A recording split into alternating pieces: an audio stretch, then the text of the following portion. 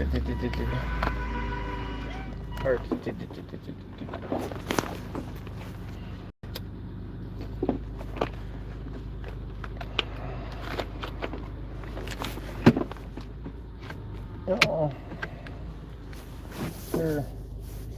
here comes a car.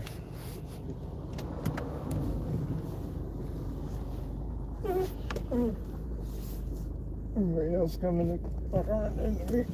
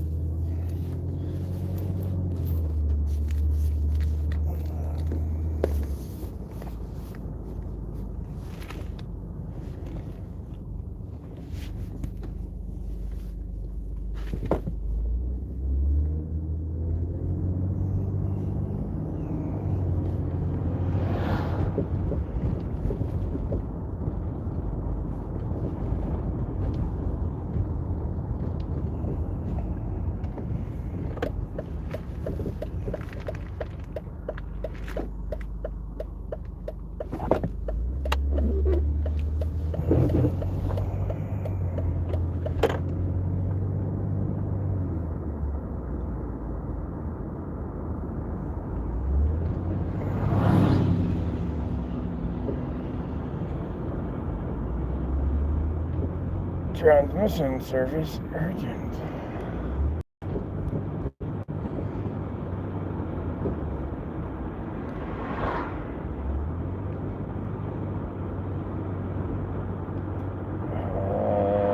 Tie rod service urgent. Window service urgent. Heater core service urgent. Oh, get over it, man. Fucking.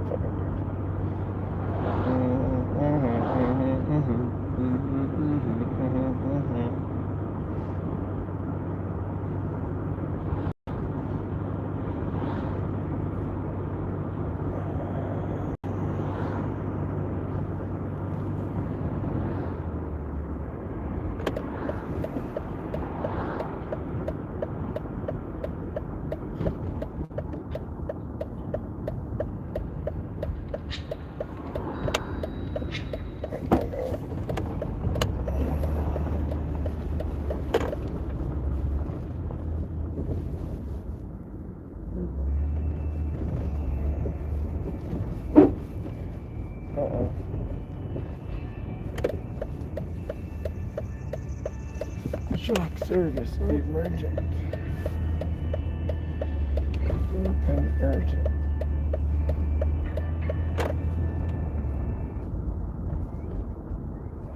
Oh no, okay. It's a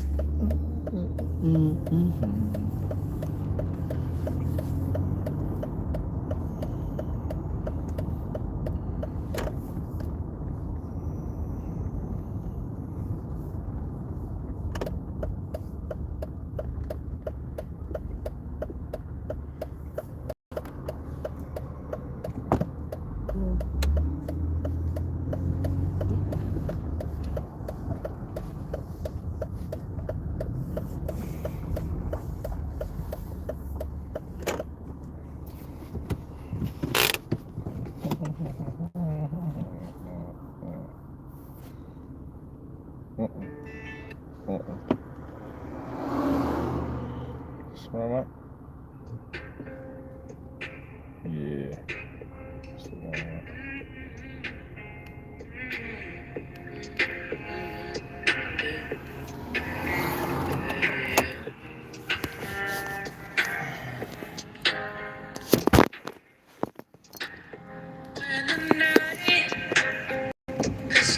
Copyright free, motherfucker.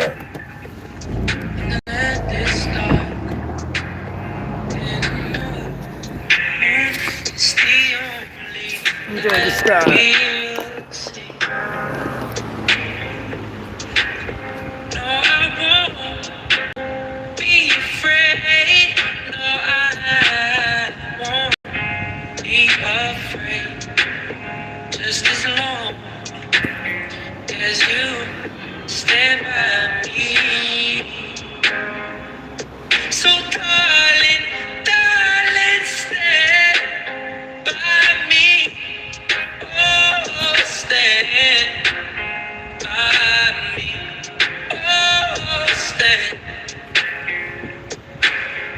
stand by me. If the sky we look upon should tumble and fall, or the mountain should crumble to dust, I won't cry, I won't cry, no, I won't shed a tear, just as long as you stand by me. And darling, darling, stand by me. Oh, stand by me. Oh, stand by me. So darling, darling, stand by me. Oh, stand by me. Oh, stand by me.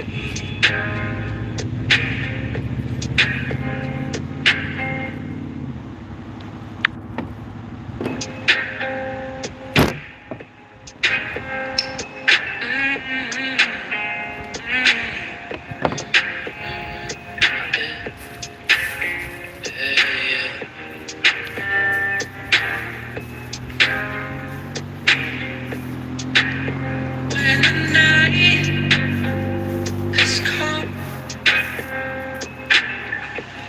and the land is dark and the moon is the only light we'll see. No, I won't be afraid. No, I won't be afraid. Just as long as you stand by me. So darling, darling, stand by me. Oh, stand by me. Oh, stand by me. If the sky we look upon should tumble and fall, or the mountain should crumble to dust, I won't cry, I won't cry, no, I won't shed a tear, just as long as you stand by me. And darling, darling, stand by me. Oh, stand by me. Oh, stand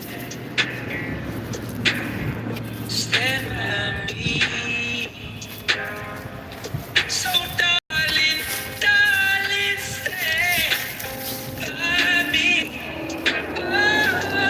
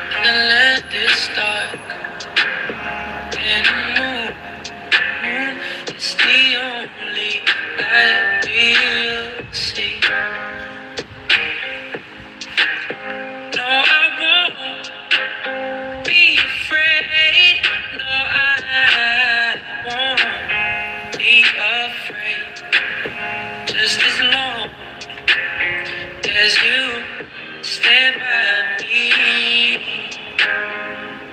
So darling, darling, stand by me. Oh, stand by me. Oh,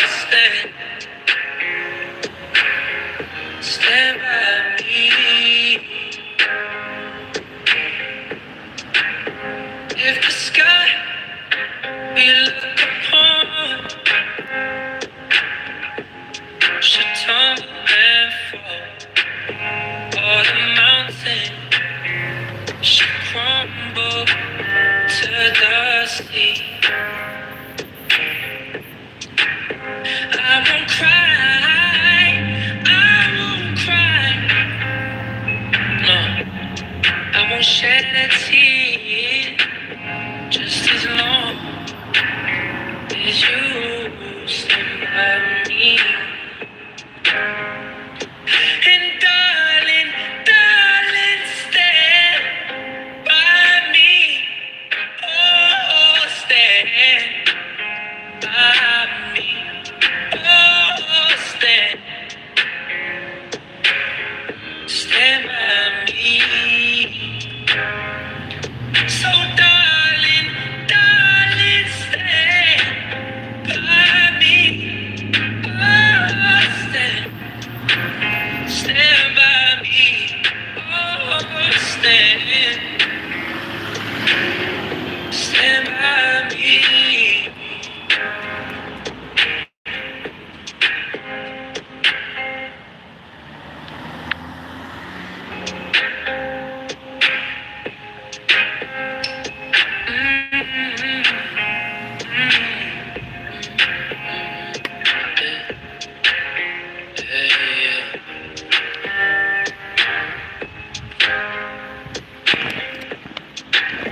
When the night has come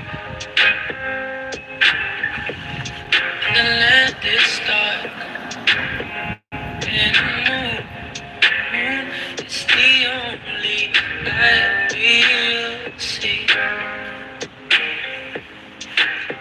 No, I won't be afraid. No, I won't be afraid.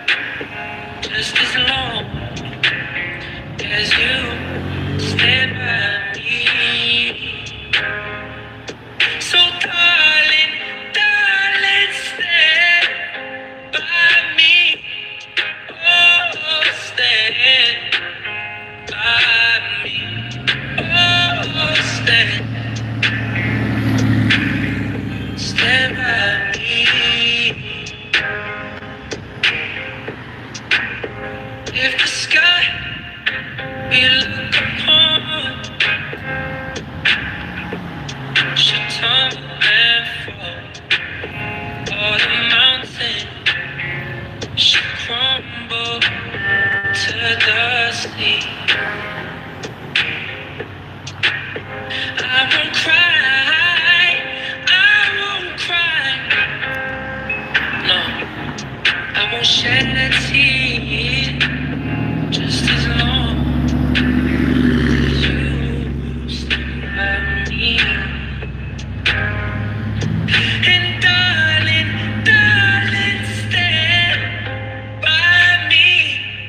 Oh, stand by me. Oh, stand by me. So darling, darling, stand by me. Oh, stand by me. Oh, stand by me.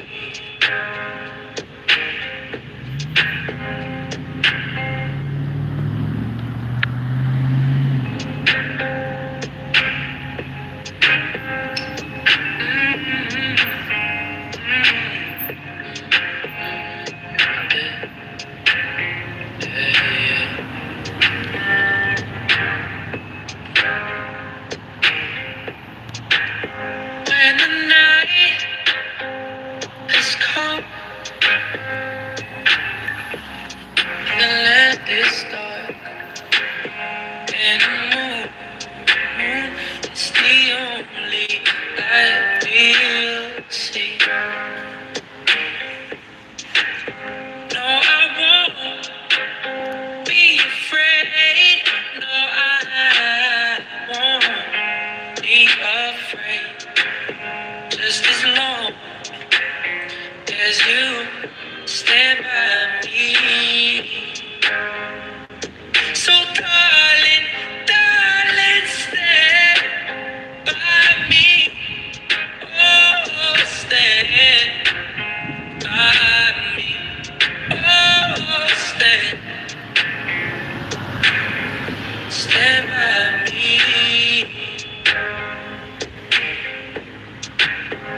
If the sky we look upon should tumble and fall, or the mountain should crumble to dust, I won't cry, I won't cry, no, I won't shed a tear, just as long as you stand by me. And darling, darling, stand by me. Oh, stand by me. Oh, stand by me. So darling, darling, stand by me. Oh, stand by me. Oh, stand by me.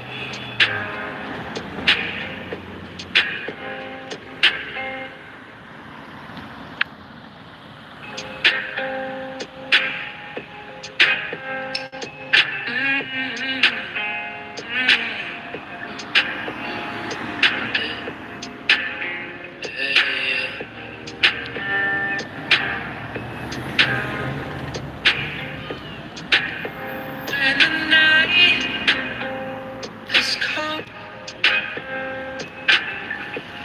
and the land is dark and the moon is the only light we'll see. No, I won't be afraid. No, I won't be afraid. Just as long as you stand by me. So darling, darling, stand by me. Oh, stand by me. Oh, stand by me. If the sky we look upon should tumble and fall, or the mountain should crumble to dust, I won't cry, I won't cry, no, I won't shed a tear, just as long as you stand by me. And darling, darling, stand by me. Oh, stand by me. Oh, stand by me. So darling, darling, stand by me. Oh, Say it. stand by me. Oh, stand by me.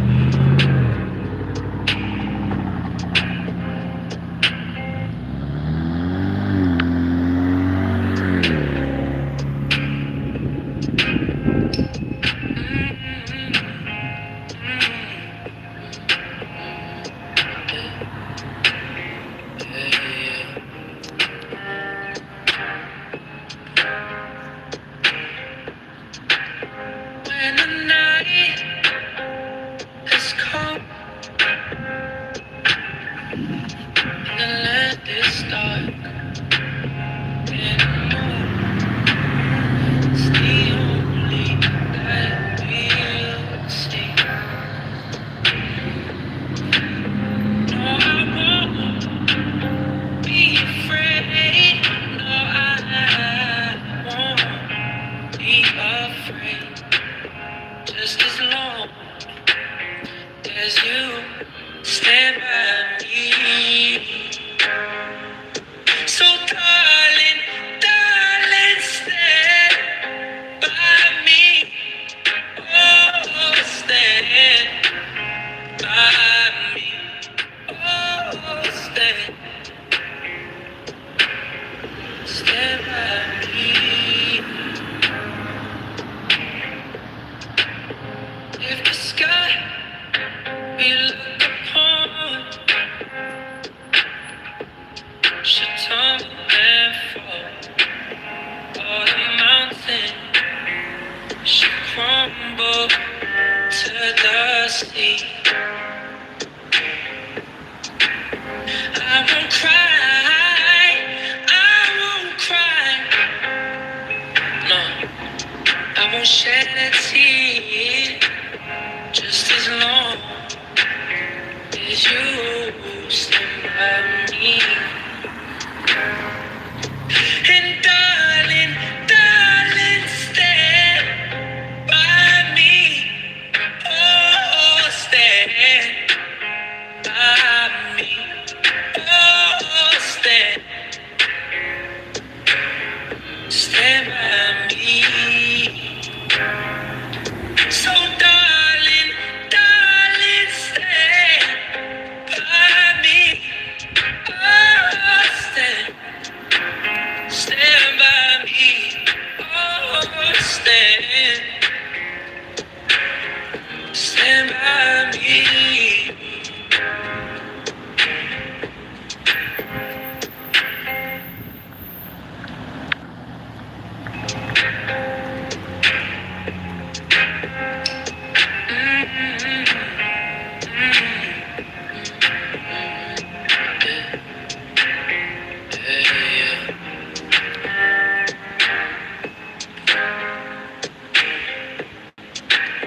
When the night has come and the land is dark and the moon is the only light we'll see. No, I won't be afraid. No, I won't be afraid. Just as long as you stand by me. So darling, darling, stand by me. Oh, stand by me. Oh, stand by me. If the sky we look upon should tumble and fall, or the mountain should crumble to the sea, I won't cry, I won't cry, no, I won't shed a tear, just as long as you stand by me. And darling, darling, stand by me. Oh, stand by me. Oh, stand by me. So darling, darling, stand by me. Oh, stand by me. Oh, stand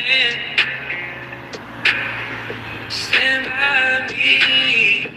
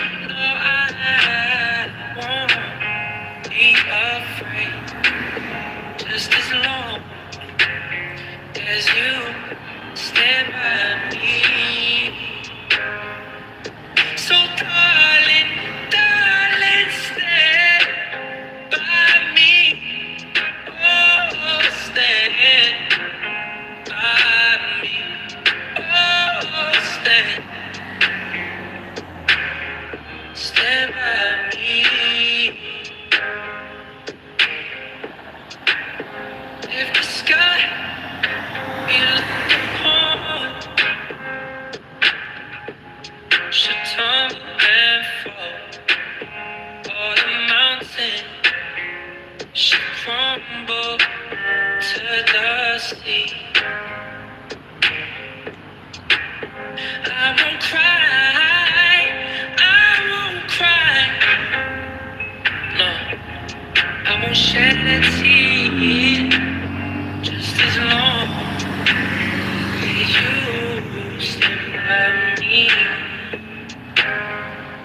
And darling, darling, stand by me, oh, stand by me, oh, stand by me. So darling, darling, stand by me. Oh, stand by me. Oh, stand by me.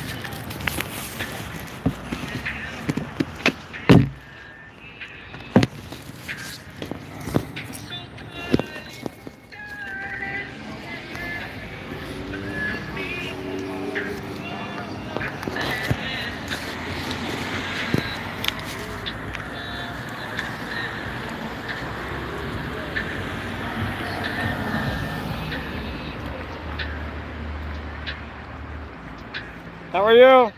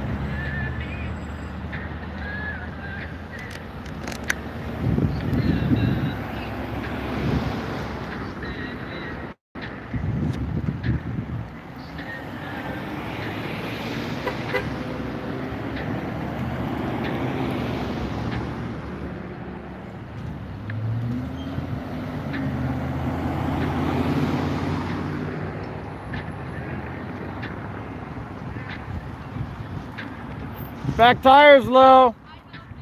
You're welcome.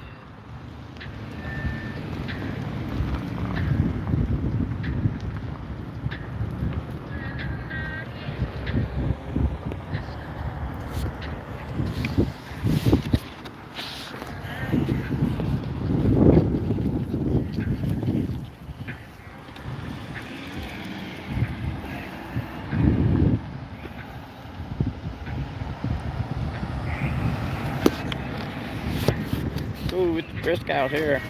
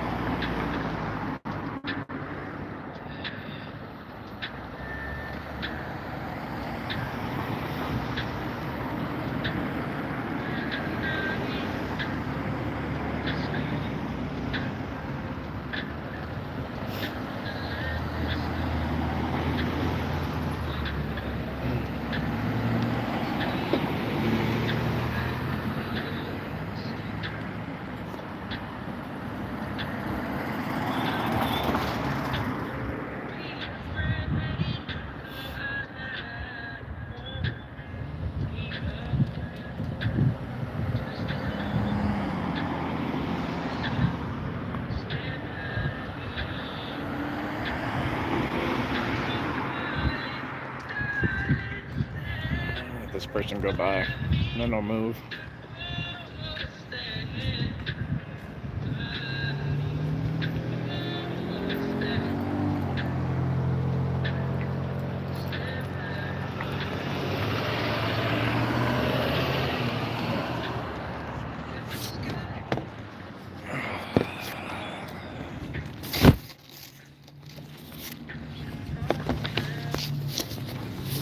Oh no, dropping stuff like a fool.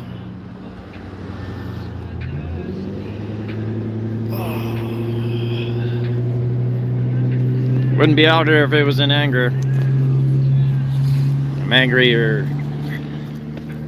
not awake enough yet, so we want to call it that. I kind of find that term offensive a little bit, but it is what it is, so they say.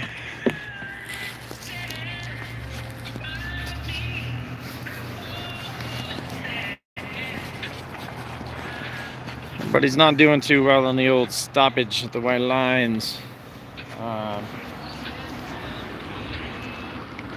don't know if people in this community know about the person that was struck and killed at 6th in Broadwater in Billings. I think 2 days ago. Hit and run. It was early in the morning, but that's no excuse. So, white lines matter all the time. Let's stop where we're supposed to stop, all right?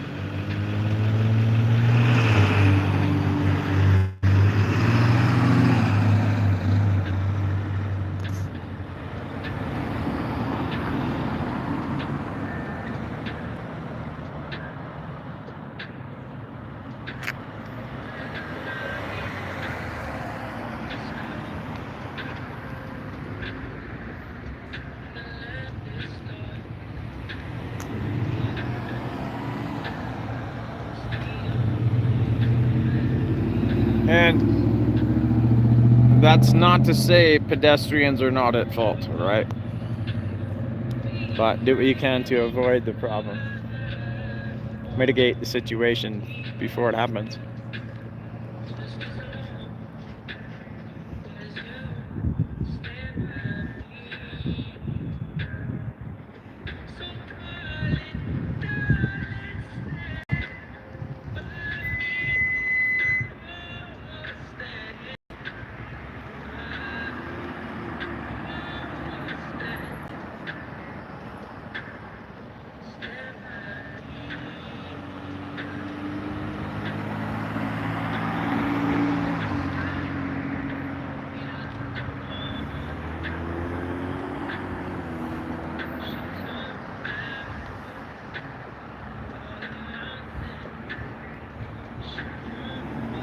Uh-oh, school bus audit.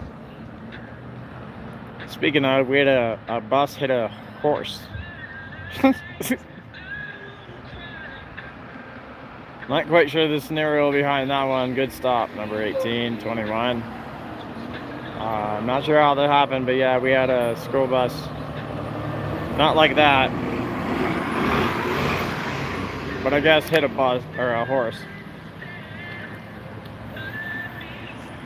Kind of puts a damper a little bit in plans.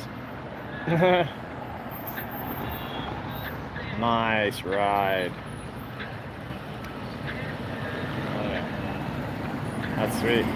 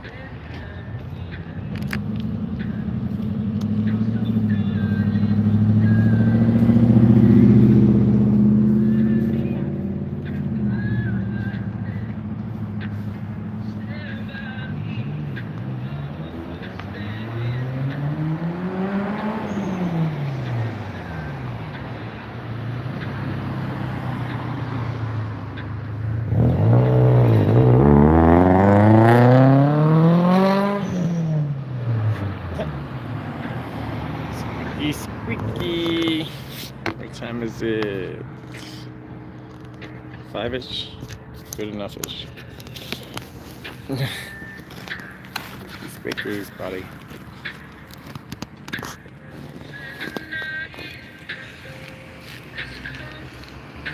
Uh-oh. Mr. Newspaper Man. Have a good evening, sir.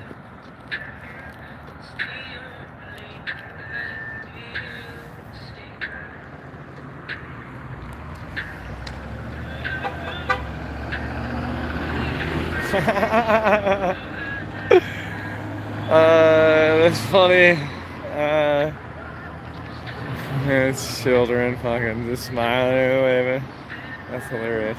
That's awesome. Good stop, One Niner. One Niner gets a gold star today. I wonder why they don't have another number.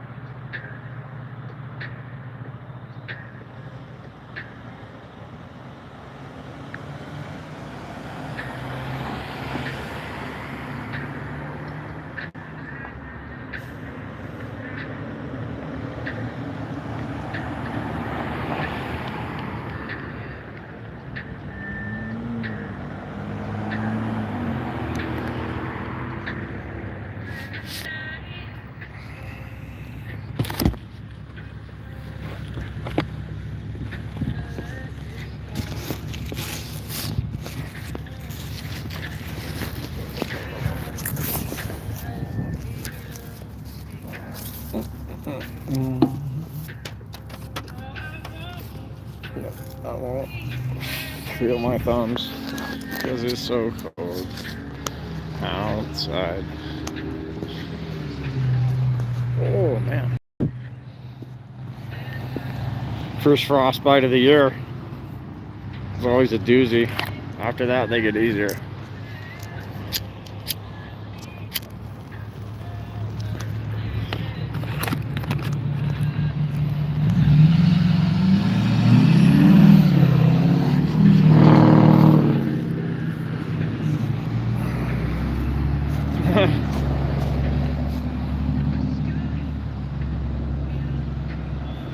Sorry, that's the first comment I seen. What's up?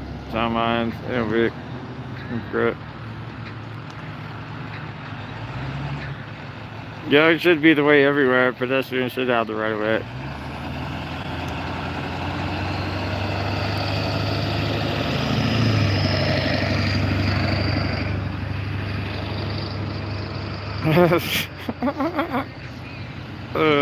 Yeah.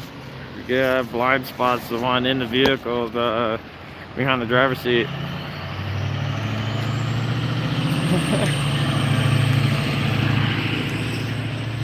That's the biggest blind spot, and I'm guilty of that shit too.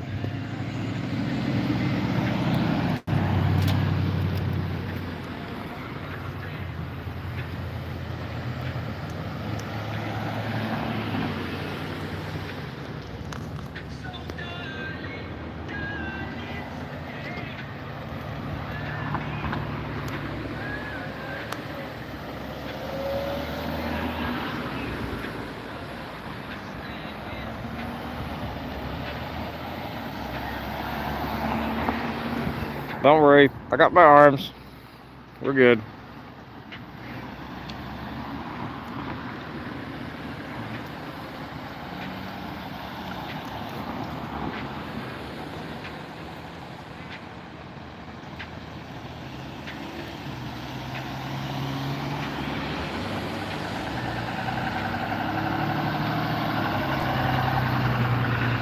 Just enjoying that evening moonrise.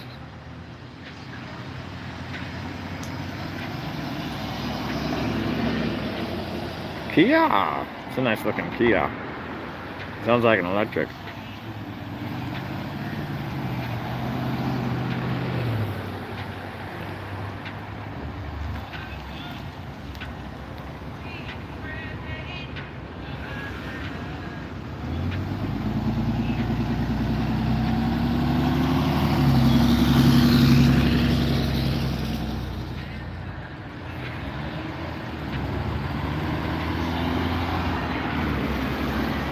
No, I really got nothing to say this evening, so.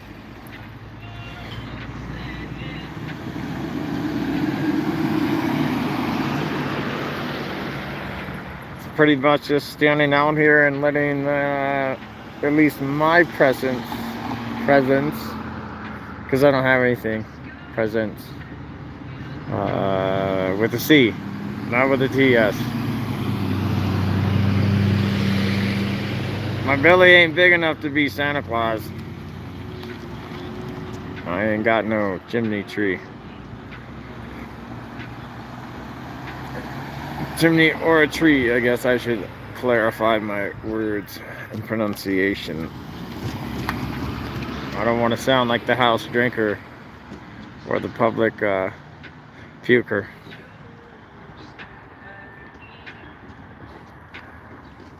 You know what I'm talking about. Miss Raggedy Ann.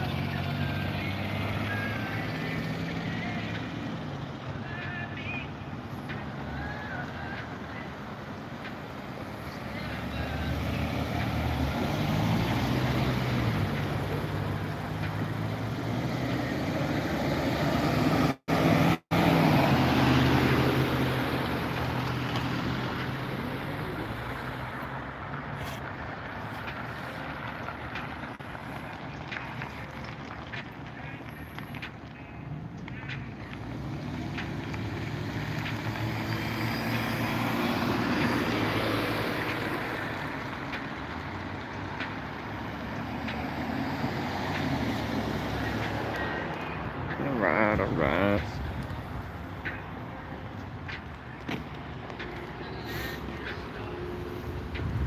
Still the basic, same old shit. No new signs yet.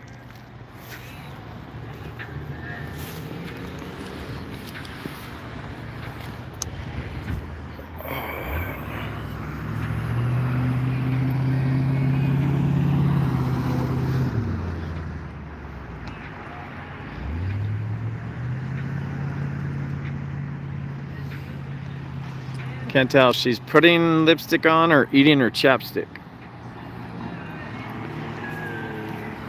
A little confused on that one.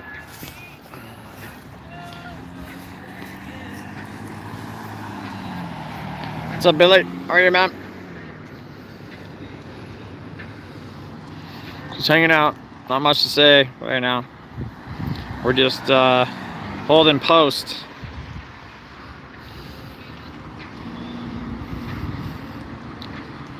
You know, still documenting violations. But we're not flagging. Maybe flagging if people are coming in hot and, you know, somebody's getting ready to cross the road. We might flag that. But no, I'm not flagging the violators right now. I'm taking a break from that.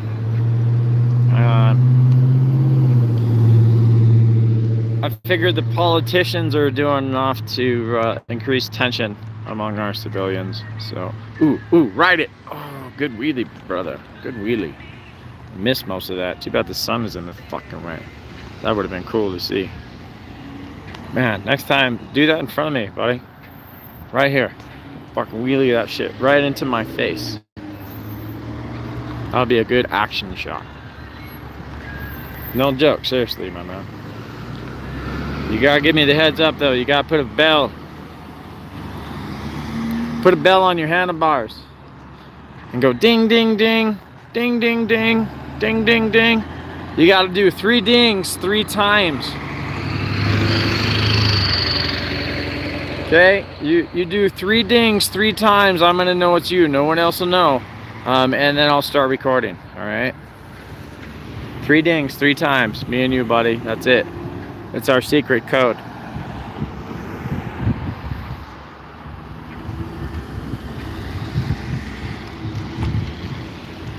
Promise I won't share that code with anybody, my man. But remember, at least wear your helmet if you're gonna be doing shit like that, okay? Because I forget what the helmet like for bicycle laws are here. I know it varies state to state. There's a certain age, I think. It's different with like motorcycles. I know once you turn 18, you don't have to have a helmet on, but I believe, well, I could be wrong. I don't think the passenger does have to have one, but I could be mistaken on that one. For some reason I want to say your passenger does have to have a motorcycle helmet, but I'll have to double check those rules and regulations. But Montana is one of the few that if once you're over 18, you don't have to have a helmet as far as an operator of a motorcycle.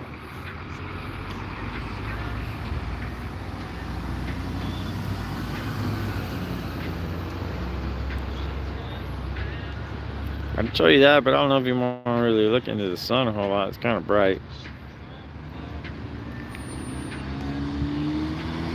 I guess I'll sacrifice my camera lens for that.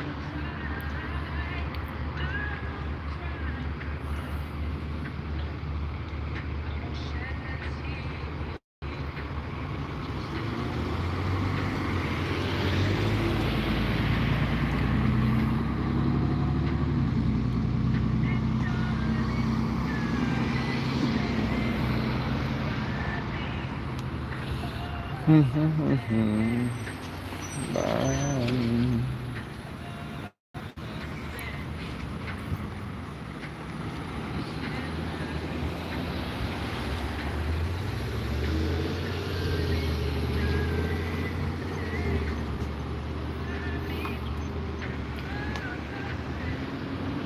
I don't know. I'm pretty tired of listening to the news. I know that shit.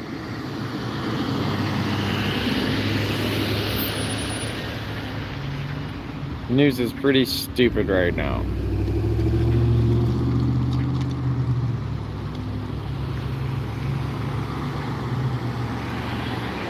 And the dumber the news gets. Love you. Have a good night. And the dumber the news gets, the more we should realize that there's stuff that we should do about this stuff.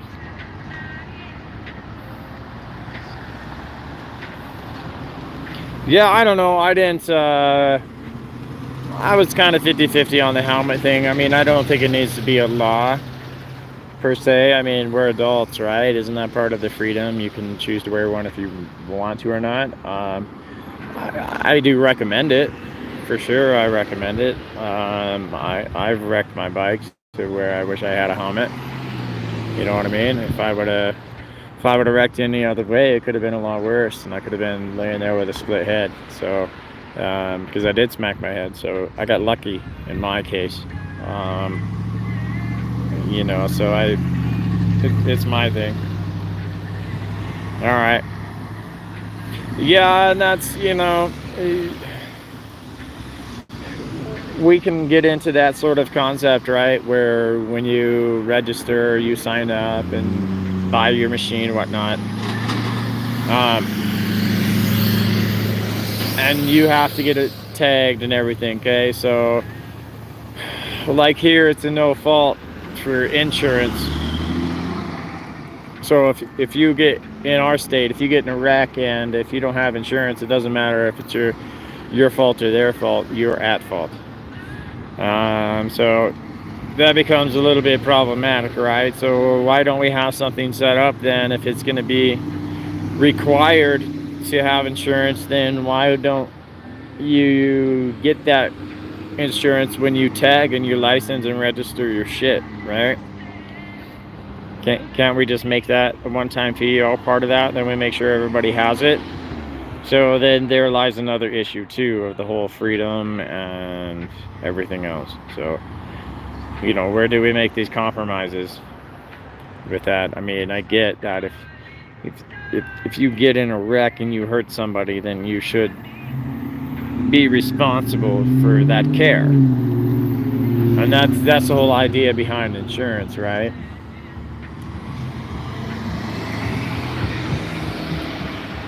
But this is where we have to start looking past all that bullshit and the money and, you know, the scams and whatnot. I mean, we have a lot of fraud with insurance. We have a lot of fraud with a lot of shit. So,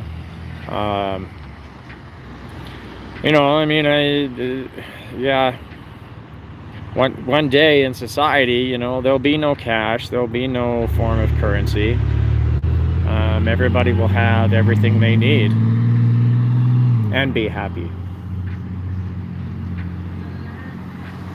You won't own nothing and be happy. You'll have everything you need and be happy.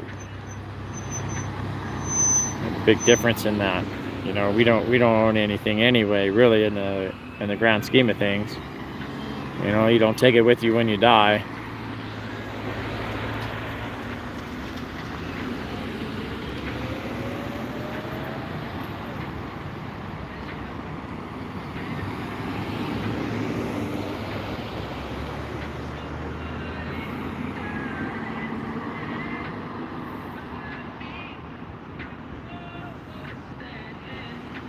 No, just out here letting people know we're here.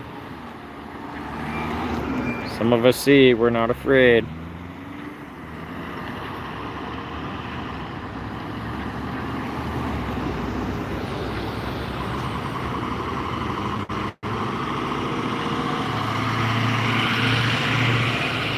It's like we got Earl getting stupid, getting ready to cross the road down here. Earl might get himself killed. Oh, fuck. That a boy. He's pretty good. He's figuring out that traffic.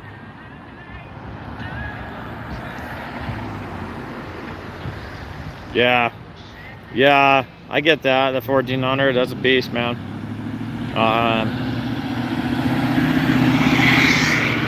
I ride a 750, and that thing will throw me around, and I'm around 200 pounds. You know, you gotta, and it doesn't really matter what size, you know what I mean? You gotta have utmost respect for the machine, um, and what can happen, no matter at what speed even. So yeah, but definitely, you know, you're riding something like that and you're planning on going fast, which you're gonna go fast whether you plan on it or not. It's so easy to. It's really a struggle not to go fast and get on it with a machine like that. That's fun.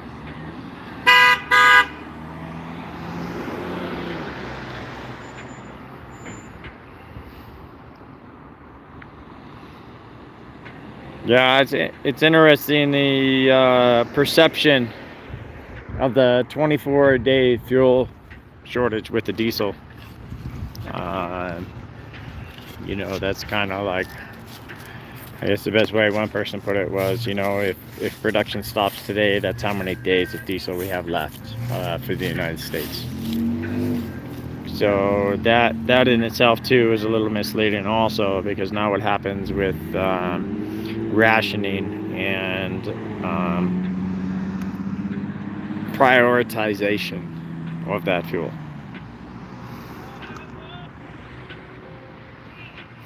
Nice. Yeah, I'd love to get into a bigger bike on mine, bigger motorcycle. But I gotta fix the one I have. Threads on the spark plug got stripped out, so the spark plug just floats in it, and it causes the one side of the motor to heat up really bad. So I was able to kind of get it in place and have it stay there for a while, but you know, I'm gonna have to helicoil it, but I really want to do a time cert. That's what I want to do. I've got a 600 that's basically the same. I don't know if that head on that thing will match up and bolt up and be fine for the 750. I mean, other parts are interchangeable on it, so I've already taken parts off of it, but I'm not sure about the motor, you know what I mean? I know sometimes you can swap the top part out, even though they are a different cc size, but I don't know. I gotta do a little more research on that. If not, I'll fucking bite the bullet. But I can't really, I can't necessarily put a different, you know, a wider threaded spark plug in there because of the depth wise of it. GXRs, yeah. Yeah, some of those 1200s are pretty nice. I used to want to get one of the Hayabusas, or Hayabusas, however you want to pronounce them. I just like the look of them. Ninjas aren't bad, but I like that Hayabusa look.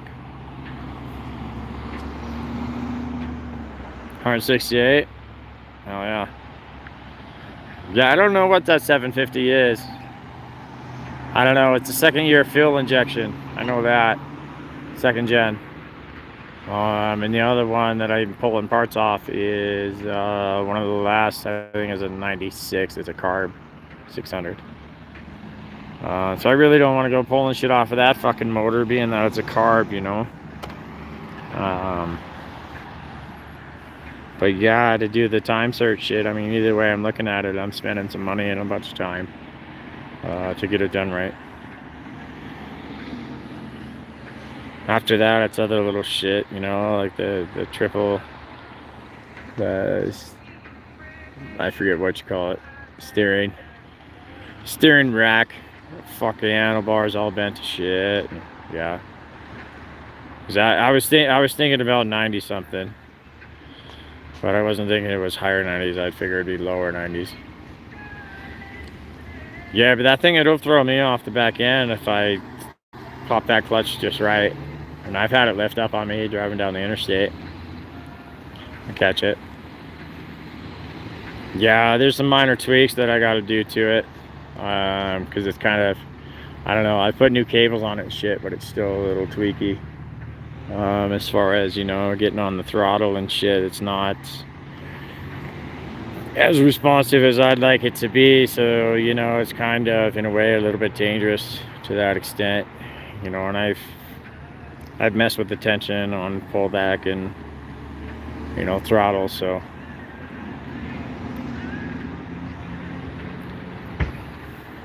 they're fun. Yeah, that's the one I wrecked on. It was like March, April, early, and there was still all the gravel in the middle of the road. The fucking bike was cold, and I went to the gas station.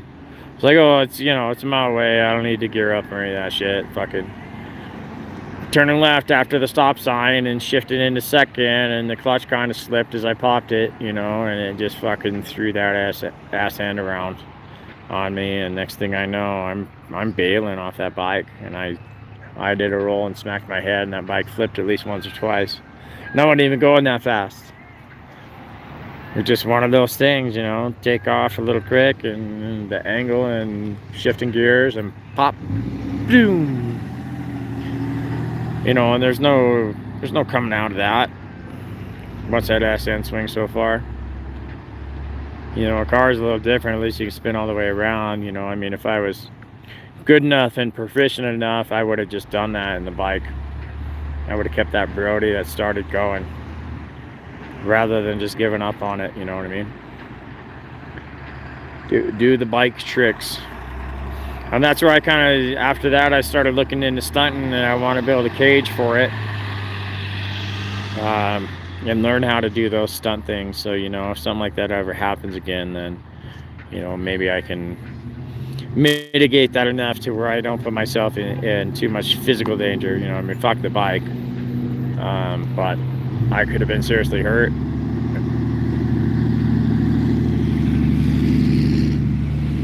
You know, and after smacking my head like that, it's kind of where I got into more of the part into where I try to put my helmet on every time.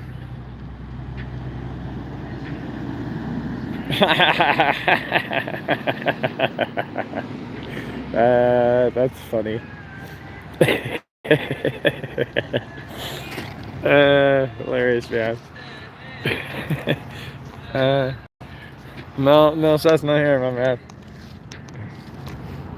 I think I got a busted up RCA plane or two, or RC plane. It's about the extent of my Cessna. Neither one of my bikes fucking run. I got an old moped though that when we got the house, the moped was there. And it needs work, it needs restoration, but I bet it'd still fire up. I thought about modding that out, custom it out, not to cruise around.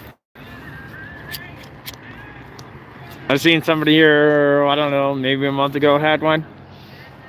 It was pretty cool watching them go. Start fucking pedaling from the stop sign, get going, and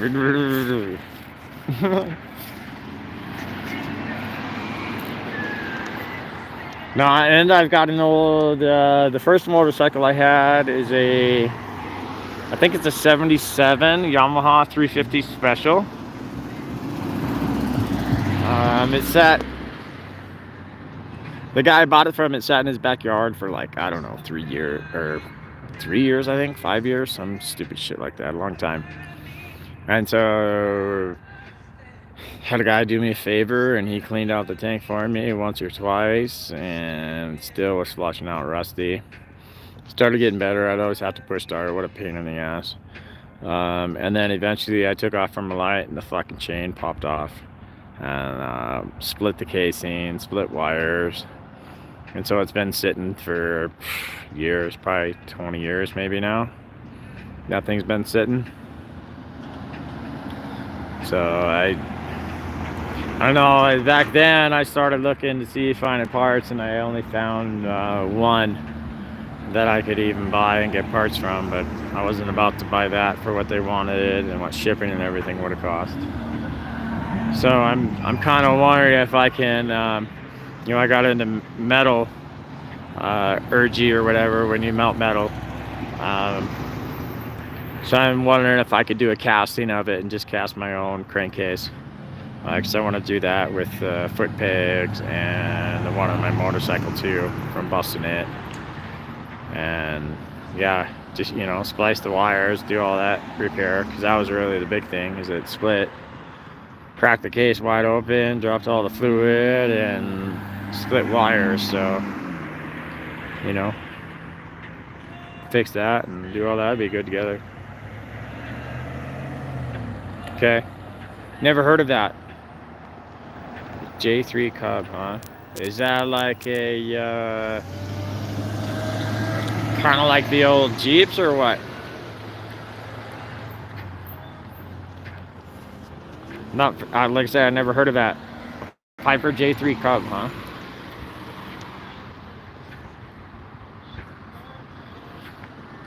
Oh, that older shit is cool. You know, there was a lot of thought and heart that went into manufacturing that stuff. You know, they didn't make it to not last back then. Whereas now I find a lot of things are designed to fail at a certain point in time. And you just know it.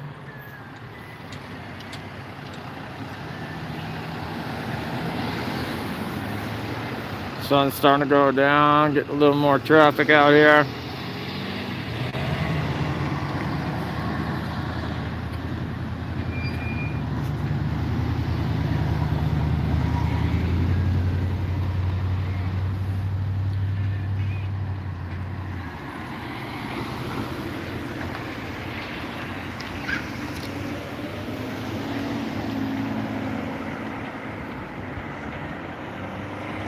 Alright. Okay. Yeah. I understand what you mean by cup now.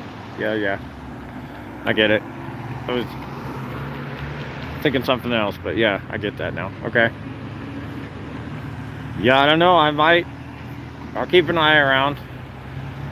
Find some crazy shit here, depending on farmers and stuff like that around. Who knows what's lying in the barn somewhere.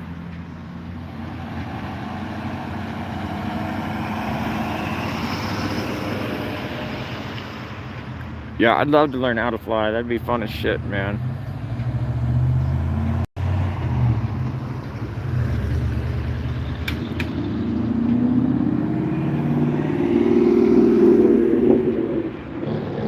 Alright.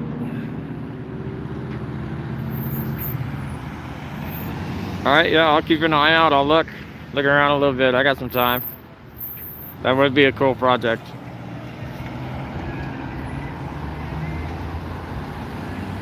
We figure that'd take you like anywhere from a year to 2 years to restore something like that, or probably longer, depending on what you got to do and how custom you want to make it.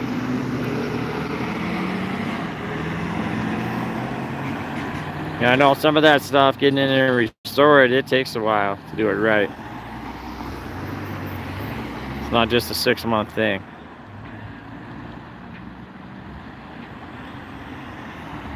No, I helped the guy rebuild a motor, and it took 6 months just to get parts for it, and then like another 3 months to get the actual rebuild back, and then drop it in.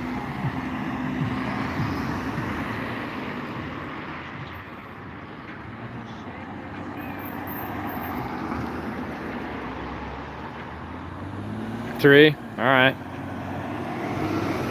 Yeah, I was trying to be optimistic, but yeah, 3. I can understand that. You start going through it all, and then if you repaint it and do everything else like that, because that's a lot. Yeah.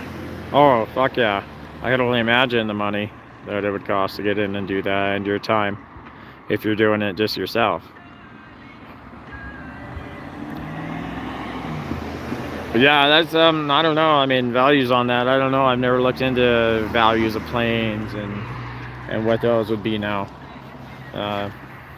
Could take 10. I could understand that too, yeah. Depending on how original, I guess, you want to make it, right? With parts. Then you're looking at the time to find it if you can, and yeah.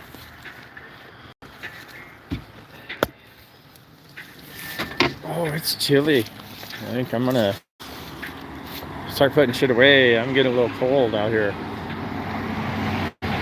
Fucking, I forgot my fuzzy gloves to keep me warm. Oh, unlock, open up, and drop. There we go. Oh. Stay. Alright. I'll put some music on and show the trees and skies while I pick some shit up here. So darling, darling, stand by me. Oh, stand Maybe. by me. Some. I didn't say a lot, just some. Stand by me.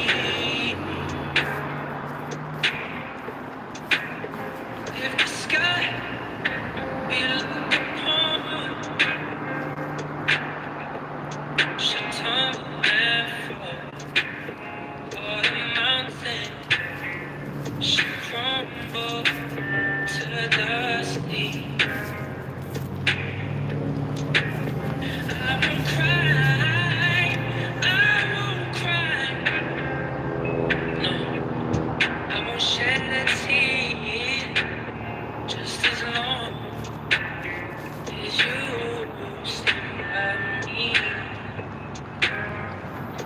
And darling, darling, stand by me. Oh, stand by me. Oh, stand by me. So darling, darling, stand by me. Oh, stand by me. Oh, stand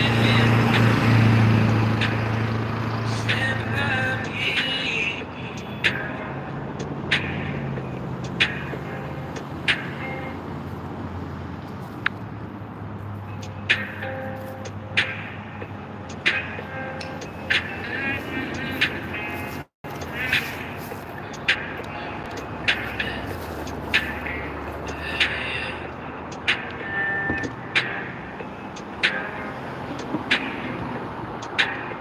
When the night has come and the land is dark and the moon is the only light we'll see. No, I won't be afraid. No, I won't be afraid. Just as long as you stand by me. So darling, darling, stand by me. Oh, stand by me. Oh, stand by me. If the sky we look upon should tumble and fall, or the mountain should crumble to dust, What up? Wow. Oops. That's insane. Yeah, to fix and do all that shit. I could see that. I was thinking more than that. I was thinking about 125 to 150. And that's not even including what it cost you to get it.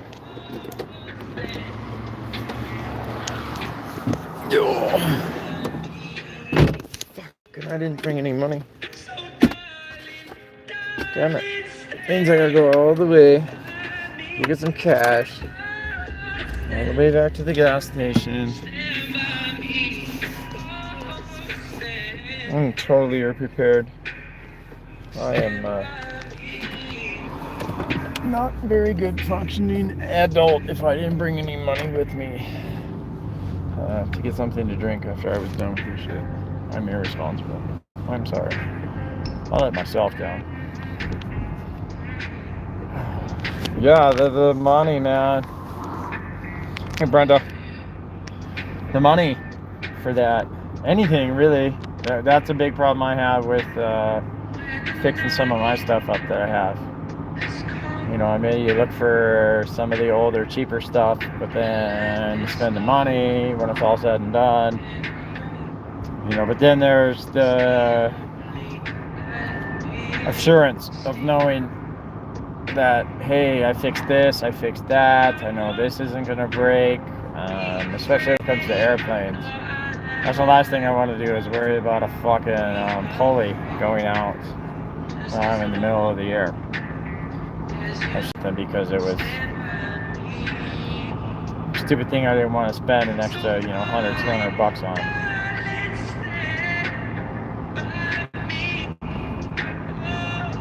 I don't know. And then if you do spend the time to replace the stuff, do you want to upgrade it?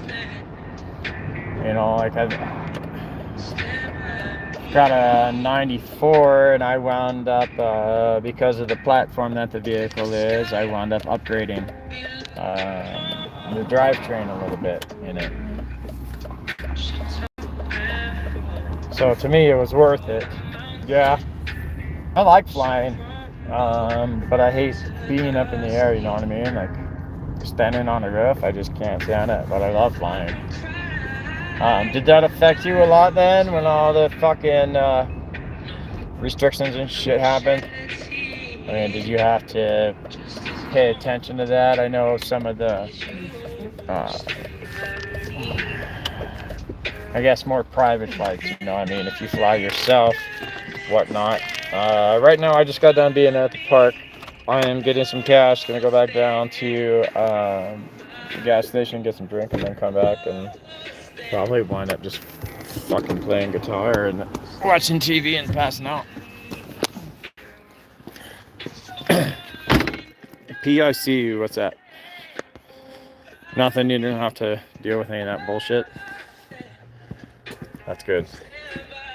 Yeah, the restrictions and regulations I saw put on some people having to do or deal with that with flying seemed like a lot of shit to me. Give me a second. Let me round up some cash.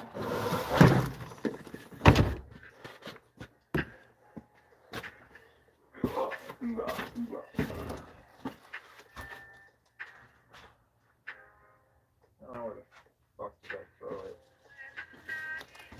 I hate that. I don't know where I threw it now.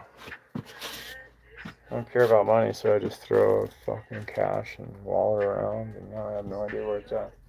I'm stupid. Oh, fuck.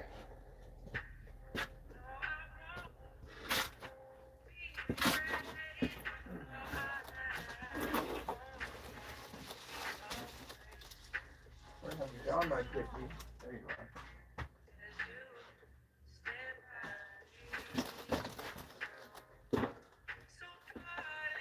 It's a camo wallet, so it's incognito. Alright.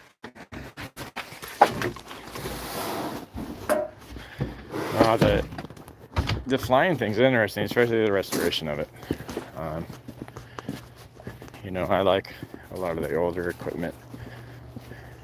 You know, I think that's stuff that we need to find and keep, and you know, keep it repaired so we don't lose that tradition, you know. My grandfather, pilot in command. Okay. Actually, I don't know anything about flying other than I'd love to learn how to fly.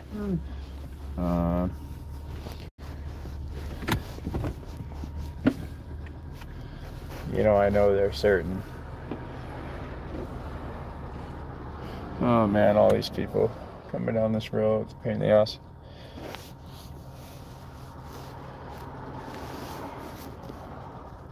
All right. Now ferrying, explain that to me again. I know I've heard the term, but I'm not recalling. Now is ferrying kill to no kill? So is ferrying then more like is that what it is, the kill to no kill? Because I would assume fair would kind of be like more adoption sort of thing, where you just you're that transition period. You teach them, you know what I mean, as best as you can, or get them back to health and all that stuff. Yeah, I would imagine. So you go all over just the United States, or do you wind up going all over to different countries and shit too? Because I know up here, well, I'm sure you fucking know about it, the Prairie Mountains, the hazing and shit, that whole thing that goes on there with them horses. Oh yeah. I'm definitely a medicinal user too, for sure.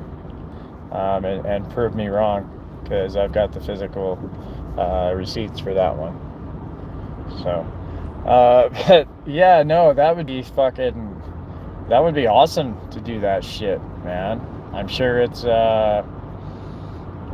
it's not necessarily the hardest job, but it's not the easiest job too, because I'm sure the time away and the amount of work and sometimes even the stress can be quite a bit doing something like that.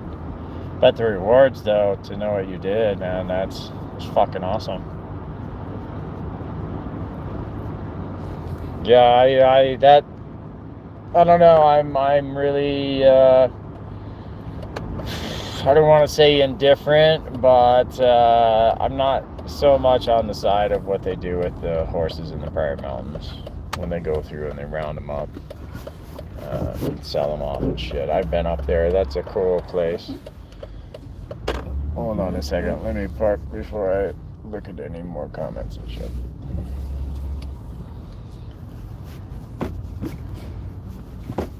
Oh, what a zoo. Fucking zoo everywhere.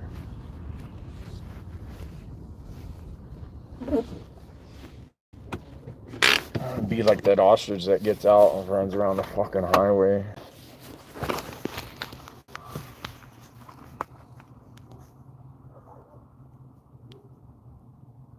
That's sweet. All right. Well, let me know, man, if you ever, I'm not doing a fucking thing, man. So if you ever need help with any of that shit, or, depending on what my living situation turns into here soon, I might be able to help you out with even fostering every now and then. So definitely let me know how that shit goes. That's cool stuff to me, That's something I don't think I would ever. How could you get tired of doing something like that, I mean, it might wear you down physically, but I don't see how you could get tired of doing that. That's cool shit. Alright, let's get some beer. Yeah, some Picante. I like my Picante. So, Mike's apple pear, they don't have it here, but that shit's fucking good if you like sweet stuff.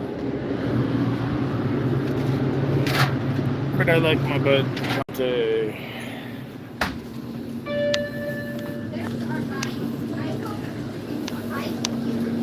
Have a good night, guys. See you next time. Yeah. Hey. What up, man? How you doing? Good, how are you, brother? Oh, not too bad. Is everything for you? Yes, it is. $6. Sweet. Live right now? Yes, sir.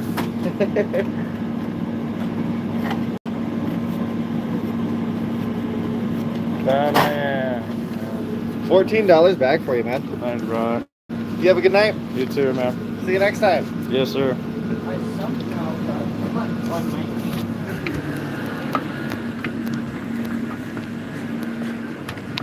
Alright, cool deal. That's the cool thing about having, you know, I mean, he's half my age. You know what I mean? But it still is cool, you know? He gets it. And I'm sure, to an extent, you know, it may seem kind of dorky. But somebody my age or even older is live streaming, you know what I mean? But at the same time, too, it's like, alright, cool. You're not as dorky or fucking old farty as you might seem. I don't know, that thing where you should have respect for everybody, no matter the age, no matter the race or religion or, you know, clothes you wear, that whole thing. Don't fucking judge a book by its cover. And I know it's hard to do sometimes, but, you know, that's something we gotta try to get away from. So it's cool. I had no problem, and he fucking kind of laughed at it.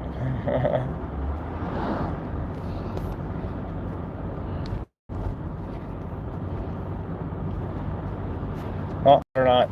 No, don't stream and drive. Do not stream and drive, they said.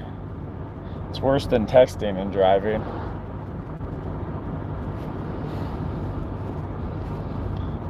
Right? Hands free.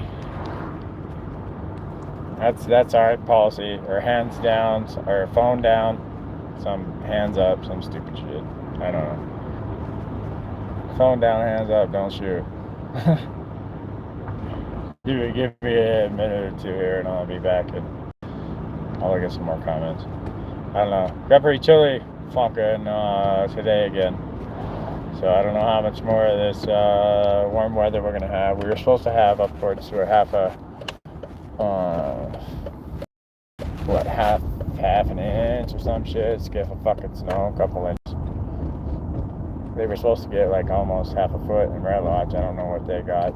Couldn't see the mountains today. But it's coming, no doubt about that shit.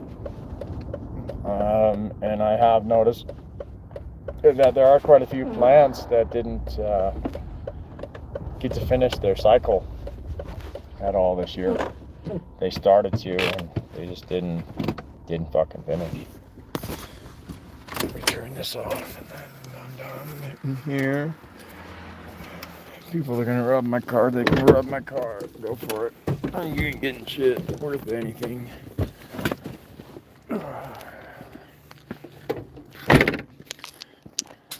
Alright, hold on here. Let me look back to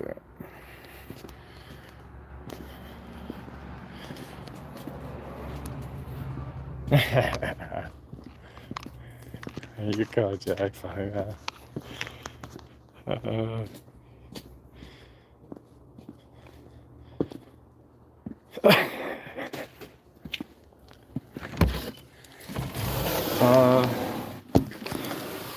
I'm sorry, bro, but the kitty one's funny. Yeah, I the same way, bro. I just, you know. That's yeah, I'd be the same way, man. I got was never much into cats, never really had cats. Kind of like partially adopted a cat sort of thing, you know, friendship wise. And then we wanted to get into cat. I thought cat was pretty cool. She was her own, and yeah, I've had a cat ever since then, man. Half my life I never had one. The rest half I've had a cat. And then got a stray one that adopted us. So I guess I like cats. Cats like me. But it's cool. I don't know if she's in here right now or not. I think last time I saw her, she was outside. No, all of them, man.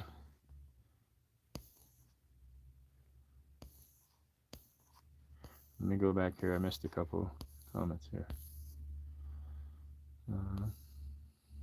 No, don't be sorry for being on. Yeah, you were saying yesterday you haven't been able to eat for a few days. Try not to panic.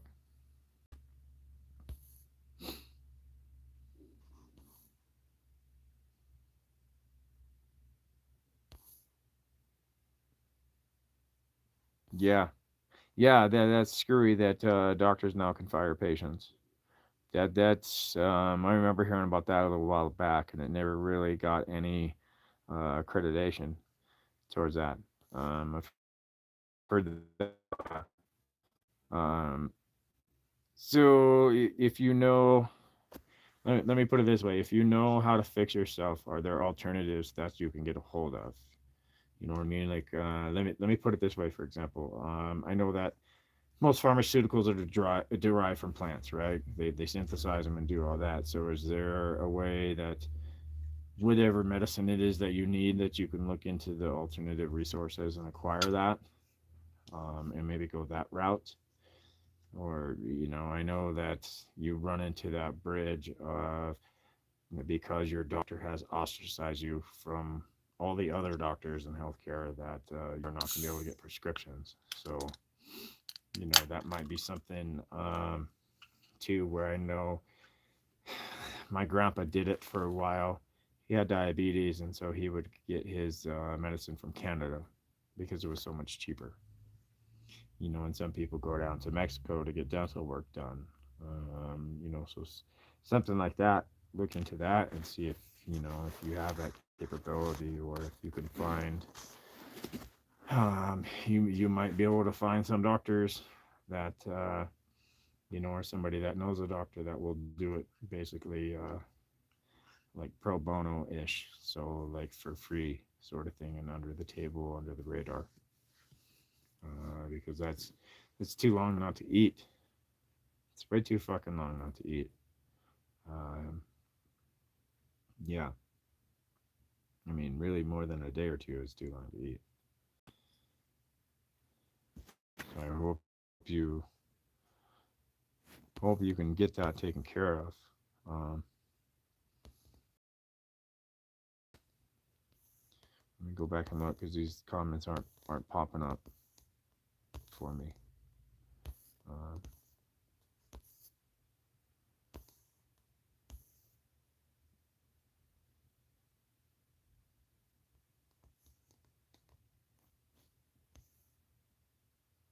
ooh, ooh, yeah, yeah. That could definitely cause problem.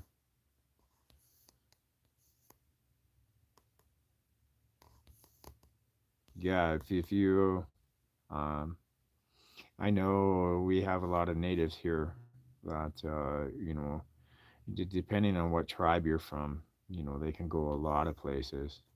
Yeah, 800 miles on any smooth road is going to be terrible, especially if you're the one doing the drive.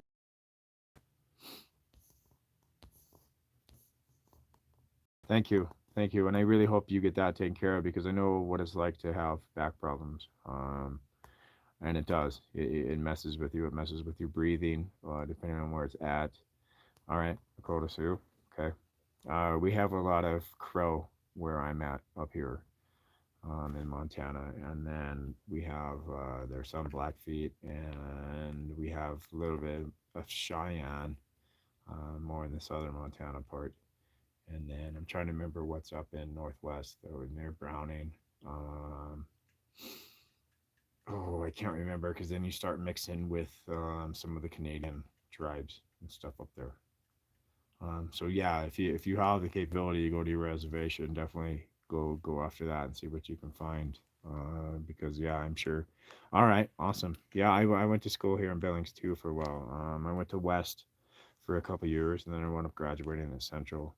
And I went to, Will James, and I went to a few other schools around here. So, all right, Eastern College. Yeah, I remember when it was Eastern. Fuck yeah, I remember when it was Eastern. I was 9 then. I was born in '78. Um, yeah, I remember when it was Eastern. That was awesome back then. I've known my aunt then. Or wait, was she? I don't think she went to Eastern. Did she go to Eastern then? I don't remember exactly when she went to Eastern, but she played basketball, and then she went up to, I think, Carroll College is what, up in around Helena, if I remember right. But yeah, Billings was way different back then. than it is now. That's cool. That's awesome. And I hope you get that taken care of. And I would say, yeah, if you have a pinched nerve or dislocation or something like that, all right. 78, yeah, that's when I was born, 78. Yep, 44. All right. How come you decided to join the Navy? No, that's stupid. Roommates or something else? 66, okay. So, yeah, that'd be right. Yeah, because I would have been 9. You would have been, yeah, that's right. So, you're 12 years older than me. You would have been in your 20s. So, yeah. No, I was kind of disappointed in Jackson 92. I graduated 96. You were born in 92, Billy?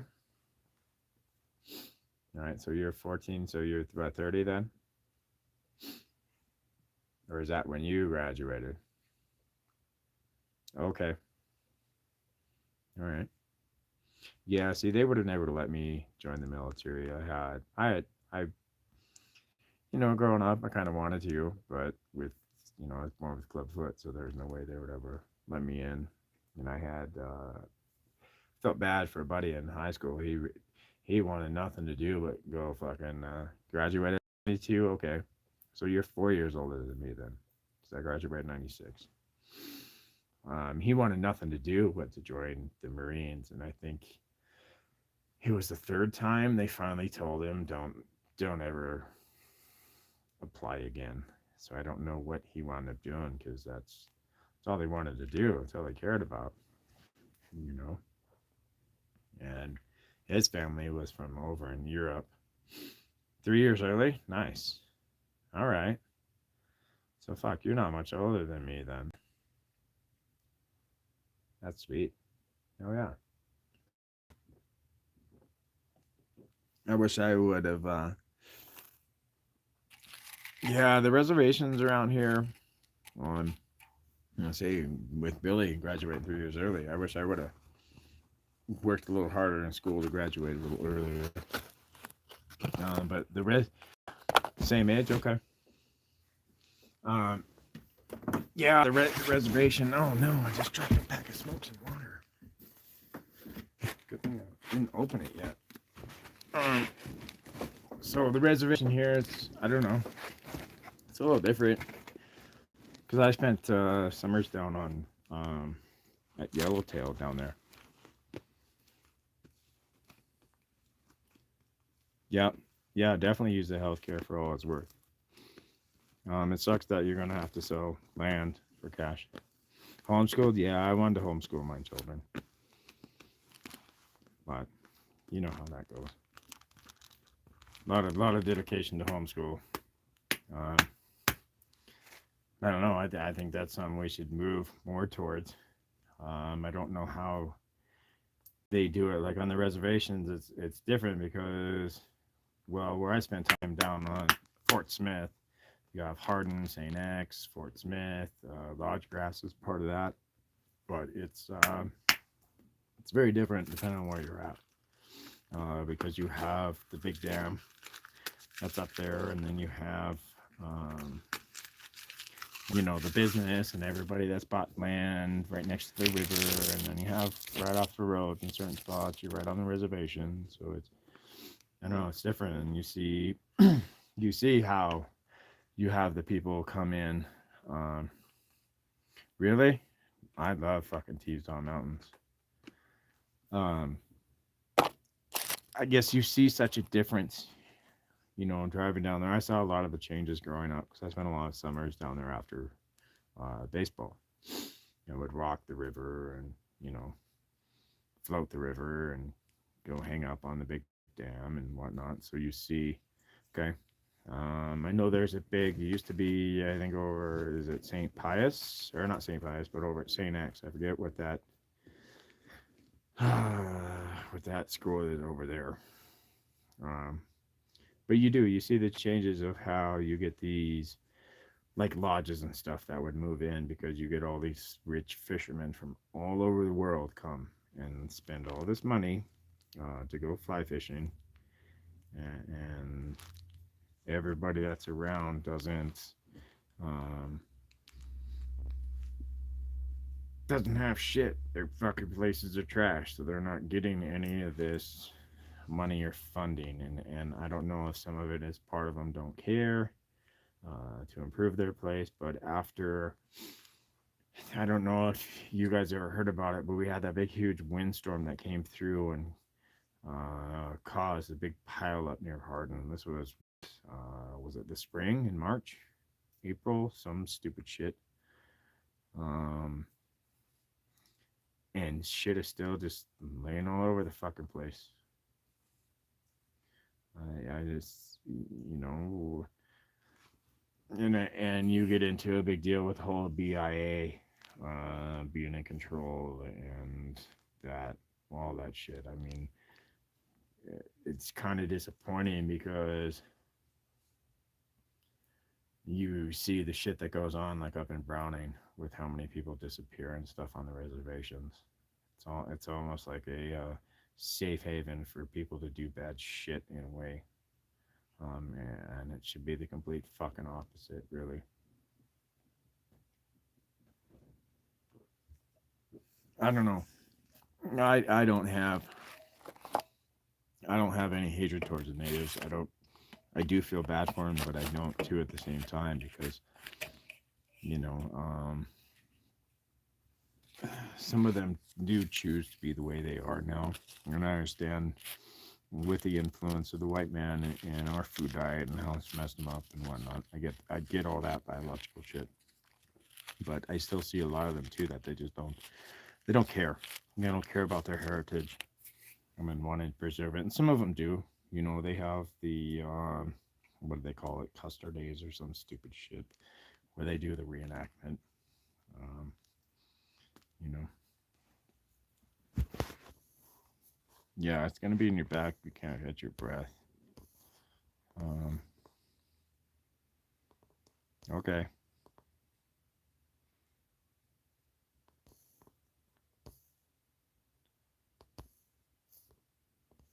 Lewistown, I love the Lewistown area up in there. It's beautiful up there. You get up there, Judith Gap kind of area. I think is what that's one of those area up there that's called. And Tetons, yeah, I remember being mesmerized first time I drove through the fucking Tetons. South Dakota. Um, guess I was it Rapid City that we spent time in? Is that where they have their Mount Rushmore? And then you have what is it, Reptile Gardens? That's outside of there, and then they used to have Bear Country USA, something like that. So we used to have a thing here every year called the Montana Outdoor Recreation Exposition, and we would get Bear Country USA that would come, and they would bring cubs and what other animals that they had, and I believe they were located out there too near Rapid City. And then for Legion Baseball, we went and played a tournament in Rapid City a couple different times. We got to go see Mount Rushmore that way, and then Reptile Gardens. And I remember driving by, and for some reason, Bear Country USA sticks out in my mind. But I spent time in Kansas. What a shithole. Drove through Oklahoma, the whole entire state, at about 50, 55 miles an hour. That sucked. Coming back from Texas, and right on the Texas Oklahoma border, blew my third cylinder in my pickup, and it was only 4-cylinder. It was the longest fucking drive. Took me like 12 hours. Well, actually longer than that, because I left mid-morning, like 10ish, somewhere in there, and didn't get home at college till like 12. Middle of Kansas from Texas, Dallas region. It was long, scary too, going through Oklahoma because of the traffic at rush hour and only being able to go like 50, 55. It was dangerous, even with hazards on. So I never got to see really Oklahoma in the daylight too much. Remember the rolling hills and shit. And then, yeah, Kansas was just so flat. As soon as you get outside of Denver, pretty much east, it gets fucking flat and stupid. And I like South Dakota over in Rapid City. I like that area over there. The big dinosaurs. They still got the huge dinosaur park, I think, over there. I don't know. It was pretty fun. We got to stay at there's a community college there. I think. I know there's like a baseball complex. I think it's Rapid City, if I remember correctly. They got a baseball complex and they got a little college there. And they got the dinosaur park on the hill. Um, yeah, I don't know. I'd like to go back there and check it out. I think I'd like to do some traveling. Um, you know, depending on how everything goes with this, but you need money to travel. So at a certain point, if you want to travel, why not find a job that you can get paid to travel? I guess I don't know. But finding that, and then depending on type of work too and shit, that's another big thing. I mean, I don't know. With all the shit going on, yeah. When you can't plan on the bad stuff happening, even though you can prepare for it. But I don't know. I want to do stuff that not just helps me out, but makes a difference. There's plenty of jobs out there that don't fucking make a difference about anything. And if you can find something that you like to do and makes a difference for people, then I don't think that shit ever gets tiring. Yeah, and the more you can learn, more people you meet, the more you can help out, the more they can help you. Um, and I really do hope you get your shit figured out with eating. Um, I'm assuming you're able to drink liquids at least because of the fact that you're still alive after 12 days. But that doesn't negate the fact that you need to be able to eat food, eat solids. And that could be something too. When you fell and knocked everything out of whack and all that shit, you knocked your diaphragm way the fuck out of whack, and your stomach's sitting way too high. And you could have maybe twisted your fucking stomach too, jarring yourself. You know what I mean? You tense up and then you hit and crush like that. It's very possible. You could have turned into intestine or something. And that's an even bigger situation to where then you're gonna have to go in and have surgery, and you know what I mean. Um, but the breathing thing makes me think you definitely fucking cracked a rib, or maybe even lacerated along too, depending on how your ribs flexed and whatnot when you fell. Uh, it's yeah, that shit's debilitating. It hurts to breathe, it hurts to move. You can't sleep. There's no comfortable position. Sharp pains that shoot all the way up to your fucking head into your eyeball. Yeah, that's no good. So I do hope you get that taken care of as soon as you can. Um, one of the best things I found when I'm hurting like that is it's basically like the touch your toes, right? Except you put your palms into your hips. Stand straight up, put your palms into your hips, and as you bend forward, keep your palms jabbed into your hip joint right there, and you'll feel it stretch your back as you start leaning forward. And sometimes that's been the only way I could pop my back to where it basically kind of puts it into place. Other times I have to lay on the ground, something hard and flat, and then basically pull my neck to my belly button, and that'll pop my upper back too. Or give yourself a fucking bear hug. Or take your elbows and try to squeeze your elbows and your shoulder blades back tight, and that'll pop my back too. When I do that, I feel that pain like at the bottom of your shoulder blades as you squeeze back. And sometimes I have to sit there and squeeze and hold it for a while before it pops.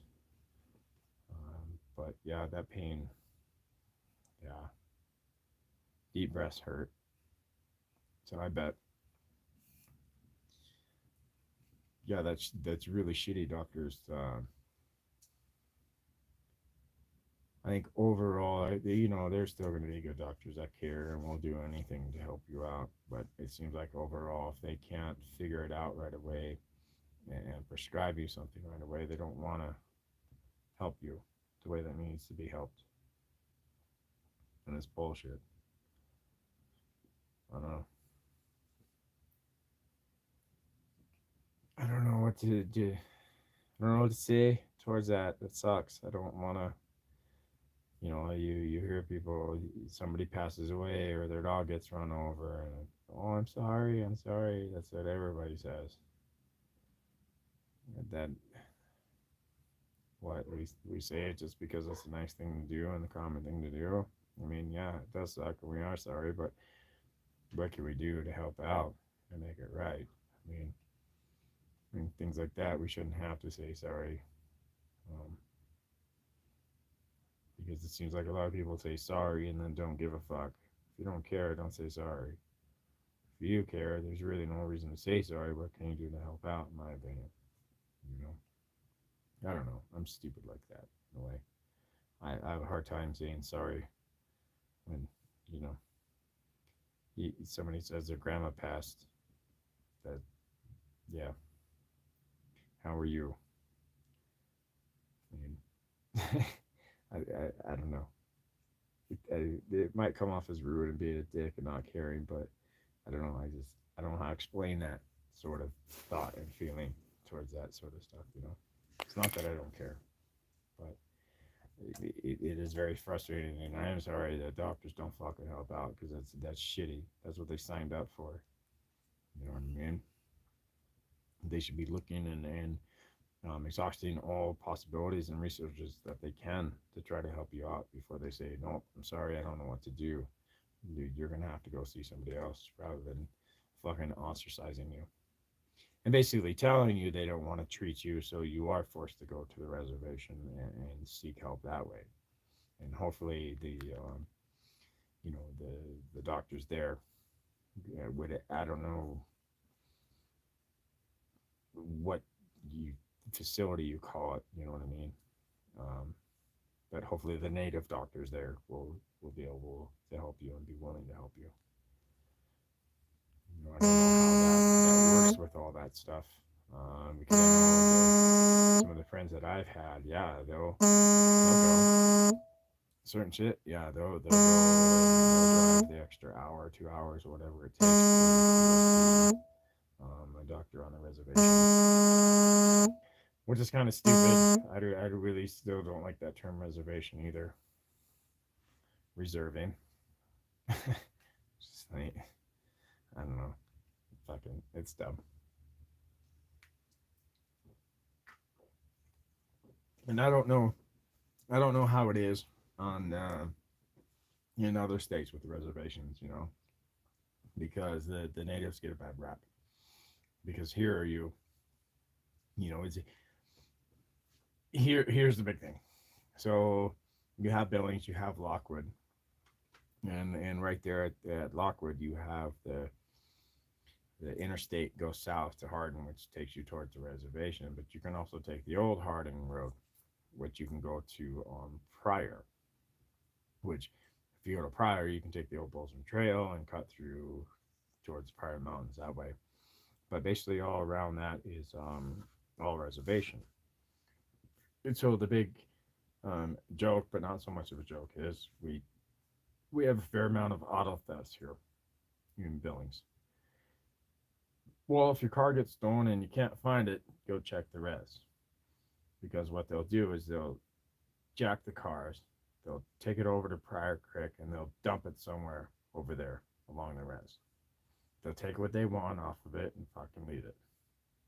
Go find another car and do the same thing. Because you get into jurisdictional boundaries at that point, and people just not giving a fuck about what goes on. Partly because of that judicial boundary. So it's a shame to see how the reservations are manipulated. Um, you know, not just with the thefts like that, but the crimes that happen, and then of course the blind ignorance and uh, I don't know what would lack of respect, lack of dignity, just fucking stupidity towards the native race.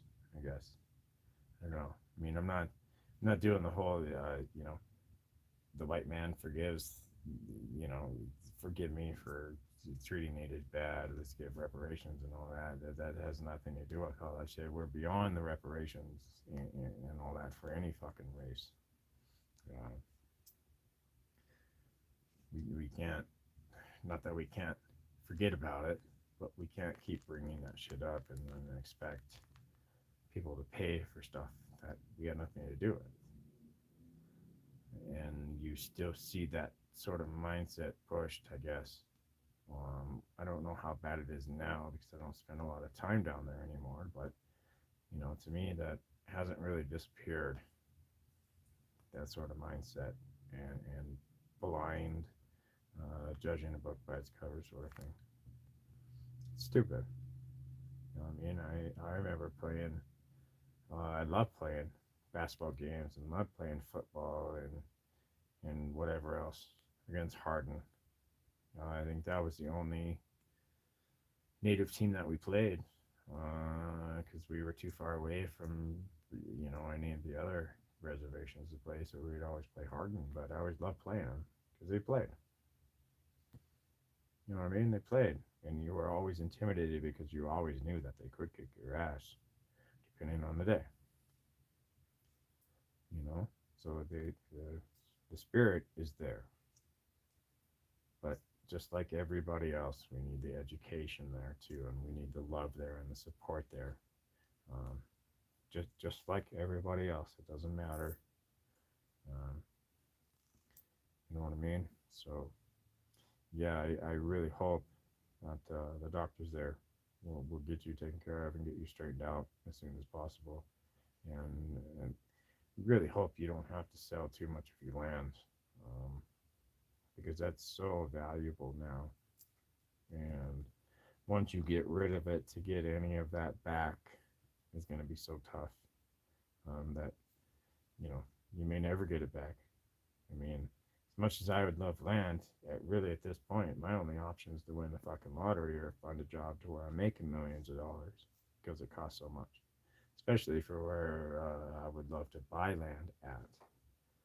I mean, 20 acres might cost me fucking a couple $100,000 to buy, which is absolutely stupid. I mean, when acres were very little, and now I'm seeing them in Red Lodge. Red Lodge is its own little beast, but a quarter of an acre for what, 30,000, 40,000, half an acre for 70,000, 80,000. Why? Just because you're in Red Lodge and you're next to a golf course? And that doesn't include the house, none of that shit. That's just the lot.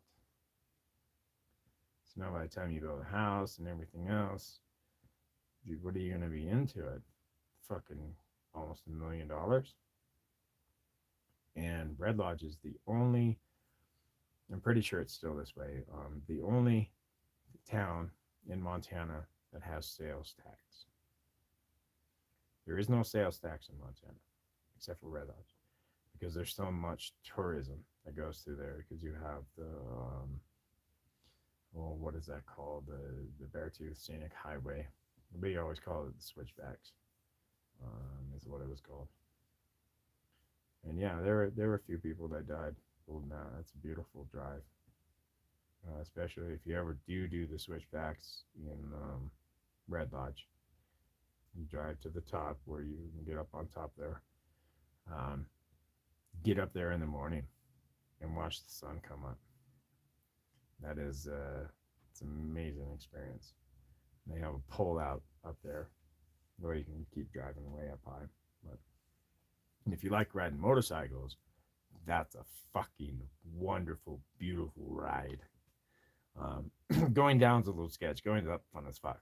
Coming down's a little sketch because you really got to be on your engine braking and really work your motorcycle to make sure you stay under control and you don't fucking overheat your brakes or your engine coming down. But yeah, and then so right across from the switchbacks is oh, what do they call that? Is that the gates to hell or something like that? Hell's Gate, where it's like an old logging road.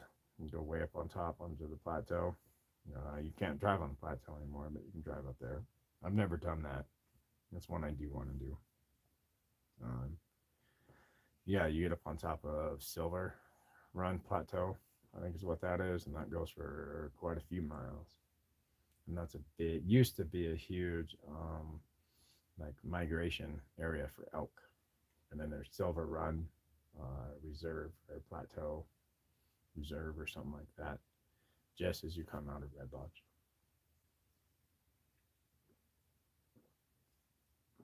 I don't know. It's interesting because you have you have the Rocky Mountains, and I know that was big with the natives running that whole stretch because then they run over to Pryor Mountains, and the Pryor is where you start the reservation there with the Crow. And then you go more east, and then eventually you run into Lodge Grass and go a little more, and then you run into Ashland. And then from there, you're pretty bare. You start running into North Dakota. But if you go straight up, then you run into Jordan, and that's where you run into, I think, the Blackfeet up there. If I remember right. Oh, I'd have to look at that some more and see. No, it's just interesting. Oh, the whole thing with the way the reservation works and the medicine and and I don't know, don't think you necessarily have to be a member of one tribe, do you, to get medicine from another reservation? Not that, for some reason I remember you being able to be able to go to different reservations, but it depends though too. There's stipulations and shit on that. But I don't know. Yeah, it went through back. Man, I really do think your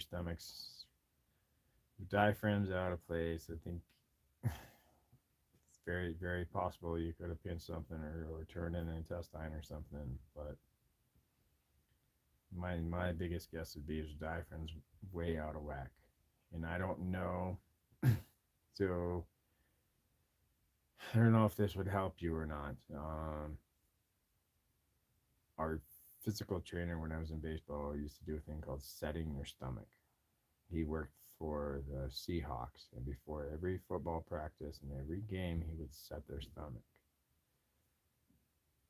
Hold on.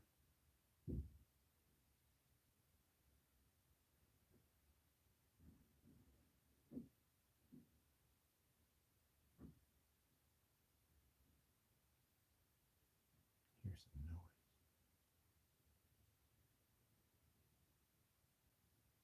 So, anyways, you would set their stomachs, basically where your sternum comes in, where your ribs come into your sternum. If you start in there and push in and down, you'll feel where you hit that lump at the top of your stomach. And the higher up you hit that, then your stomach's more out of whack. Because basically how it works out is you start breathing with your chest and you pull your diaphragm up and it starts bringing your stomach up. So that's where you can start running into acid reflux. Where you come to where your sternum meets right there and you push in and down, and I do it slowly, you can start feeling that hard part of your stomach at the top start relaxing and eventually settle down. And it's hard to explain the feeling of it, but it does help get rid of that acid type reflux. It gets to the point where I don't have those stomach type aches, um, where you almost feel like you're going to throw up and you don't really want to eat. And even though it feels like you got hunger pains, sort of thing, I don't know how to explain it. Um, I'd have to show it to really explain it, but it's just, yeah, just come where your ridge come into your chest and your sternum and push in and start pushing down and you'll feel that hard spot. Um, and a lot of times what I'll do is I'll pull my shirt up and use my shirt so I can slide down my belly as I push it down. And you might have to do it 2 or 3 times and you might, go slow, go till you feel that resistance and then just, spend the next minute or two kind of pushing in and down until you start feeling your stomach relax. And that's uncomfortable. The way he used to do it was he would find that spot and then he would jerk down and in like he was trying to fucking jumpstart your heart in one push. And it was very uncomfortable and very painful. So I started doing it the other way because it's a lot more sympathetic, I guess, is the best way to put it. Um, so yeah, maybe try that. See if that might help a little bit. That could be part of it. You jar yourself like that and fuck up your upper back as you start breathing different. You pull your stomach up. Um, maybe try that hip thing where you put your palms into your hip and lean forward, and use your arms to keep your back straight and push it out and stretch as you lean forward. And sometimes too, when you lean forward like that, keep your neck up and your head up. And once you start getting more like a parallel type angle to your feet, then lean your head forward, and sometimes you'll feel part of your back pop that way just because of the weight. Um, yeah, you know, I've never seen really a whole lot of people go through and explain or show that kind of stuff, so I might have to do one of those. But I do know that my mom called here a few minutes ago, so I'm gonna have to end this live stream and call her back and talk with her because it's her birthday tomorrow and she needs more help doing shit. So I hope you get it taken care of. Let me see comments here. I still don't fucking get them. I gotta go back and read them. Hold on. Let me go back more. More.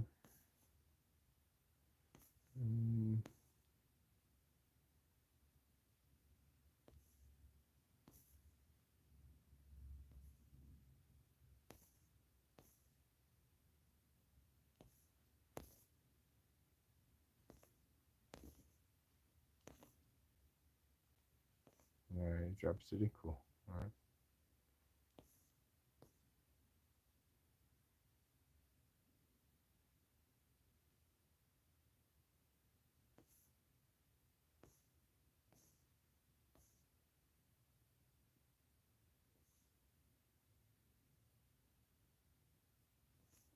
Jeez, baseball size hail.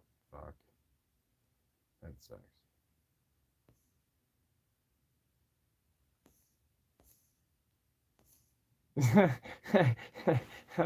Billy, no, my problems are small. Yeah, I mean, so my problems are small too. Yeah. I'm sorry, I don't mean to laugh, but scroll down, I see my problems are small after reading yours. Wow.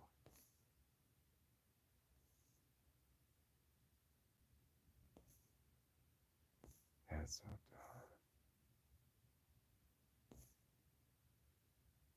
Yeah, yeah, and that's the thing that's why I don't like the term reservation because it's what we call here too the res.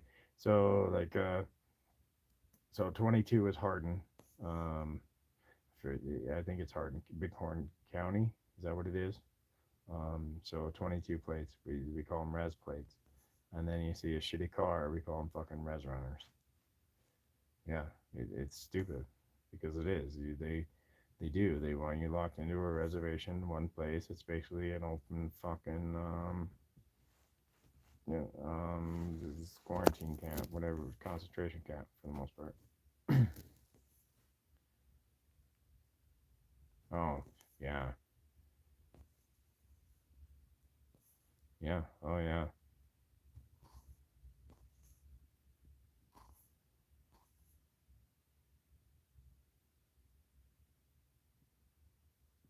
yeah, and that's why I say, I have a hard time with the whole all that stuff, the reparations and everything, and the hatred for everybody today. That whole thing, because it wasn't us. We didn't do it to you. You weren't the one that suffered. And if it was the other way around, I would say the same fucking thing. You know what I mean? Let's look at all the Irish people that were slaves. You don't see the Irish jumping fucking shit about stuff. Um, yeah, and the drinking, that's a huge thing with drinking. That seems to be a big problem around here with the natives, and that's what they're kind of known for is drinking, being drunks. I don't know if it's that way with all the different um, tribes of the natives, or if it's just certain specific tribes because of their geolocation and their genetics and whatnot.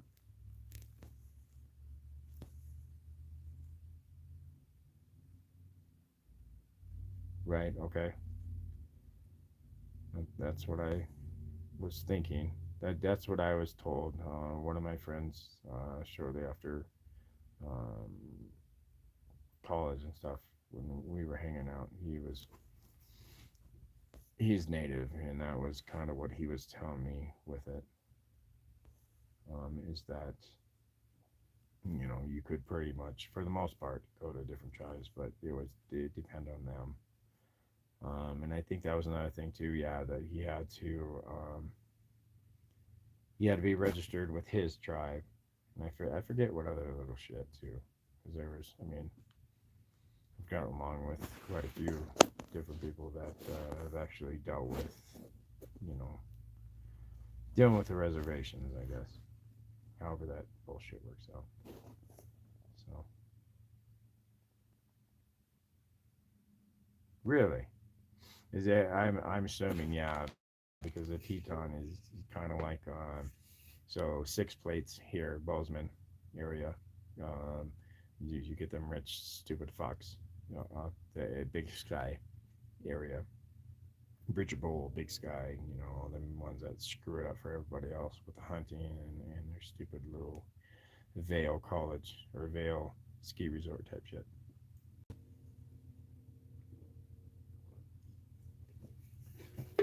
That's funny.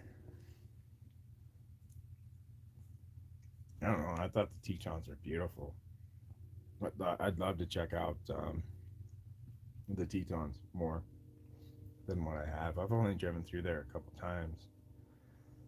It's like the Tetons kind of remind me of being up near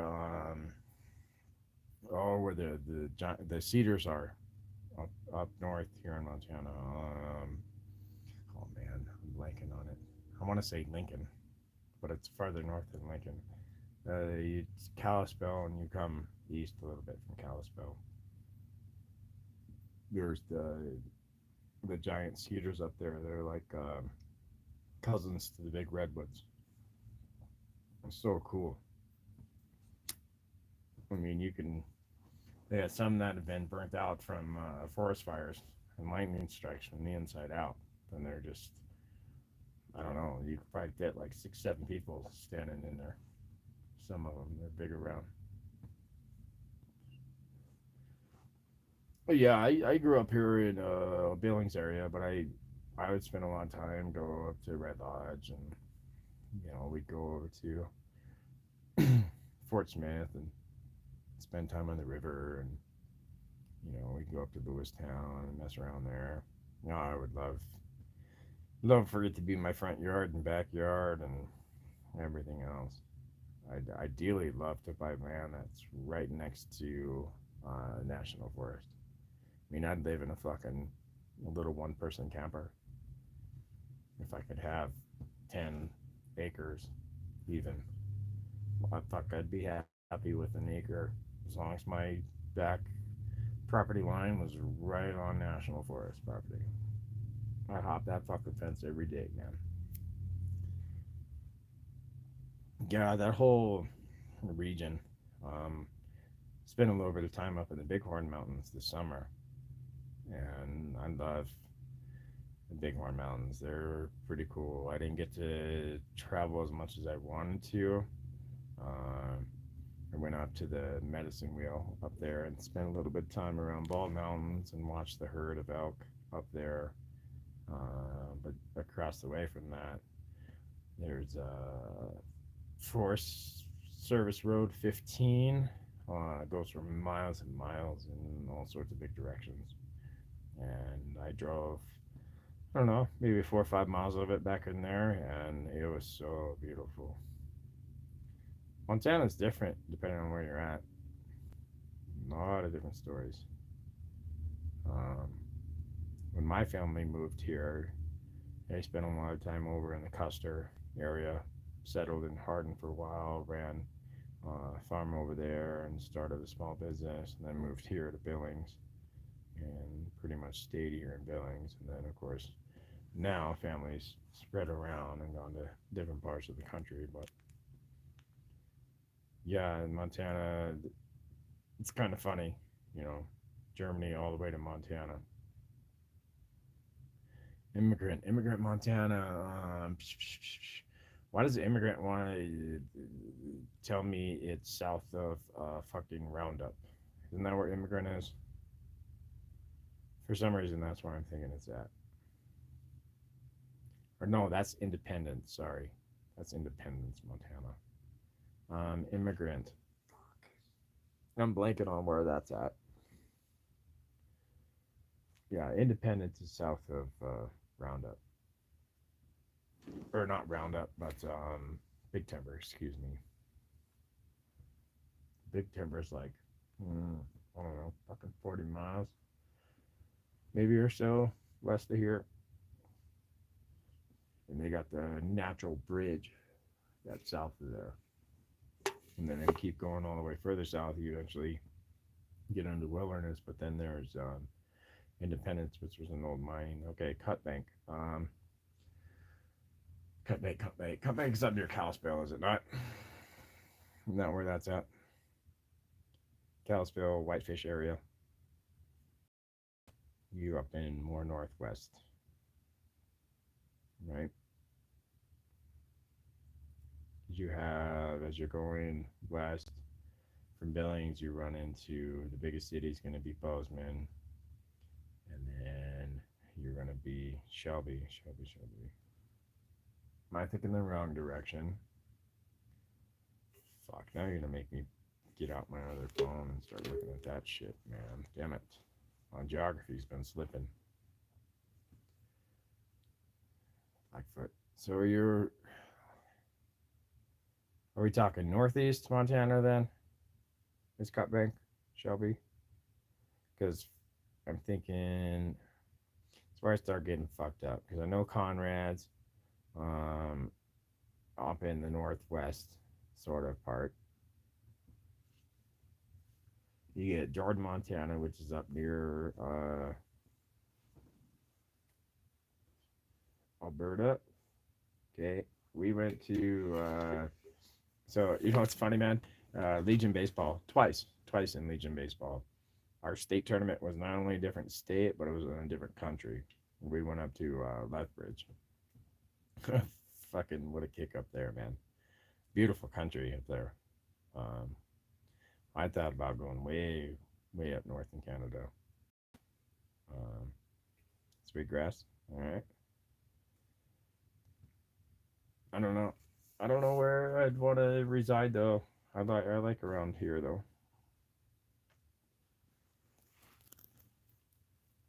Yeah. Yeah. Hold on. Let me read what you wrote about the cattle rancher thing.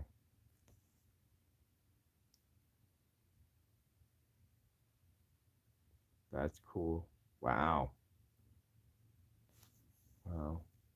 So you've seen a lot of beautiful stuff.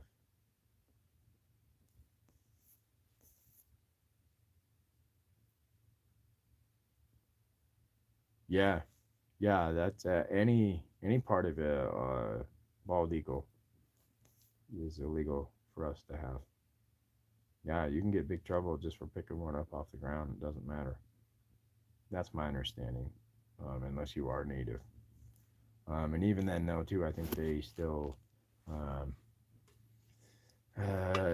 frown on it a little bit to an extent, but it's acceptable. Yeah. No, I love being around Montana. I like Wyoming.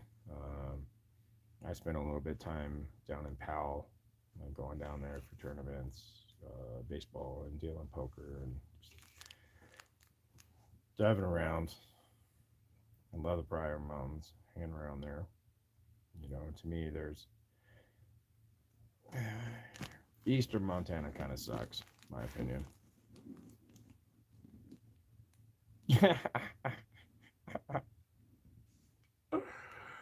Yeah, I'm kind of fucking egg-headed when I go hiking sometimes. I put my head down and I just go.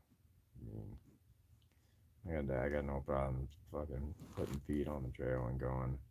You know, my problem is just going too much at one time and then being sore for a day or two, and then you know, instead of doing a little bit at a time, a little bit at a time, I try to do a bunch of it at one time. But I'd love to go hike more and actually spend more time because most of my hiking time is like you go for 2 days, 3 days, or you really don't get anywhere. Wisdom, all right. Do you remember the movie Wisdom with Emilio Estevez? A hot toddy. I was gonna say something about that earlier. When it was cold out, I was like, I want a hot toddy, but not that kind of Todd. uh, no, if you ever get the chance, go back and watch the movie Wisdom. It was a great movie with Emilio Estevez. It was about bank robbing. Kind of like a Bonnie and Clyde and a Robin Hood type story, but with current times for that time. Oh no, it's good shit. Yeah, no, I really want to go hike the mountains more as I get older, and I even thought about looking into doing Forest Service type stuff. Yeah, I would. It's worth it. It's called Wisdom. Um, oh, I want to say it came out in late 80s. Um, but no, it's definitely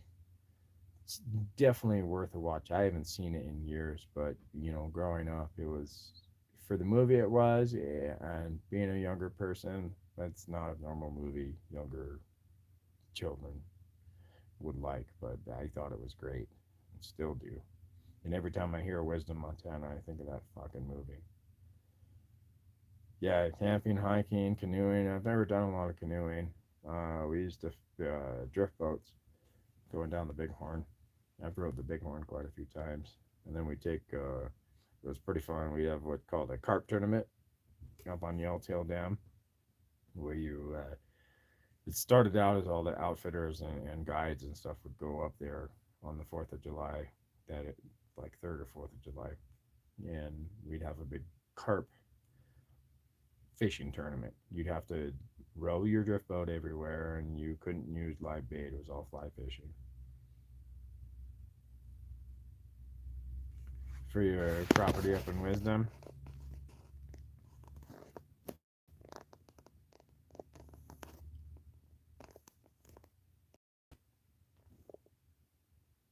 out here, hypocrite.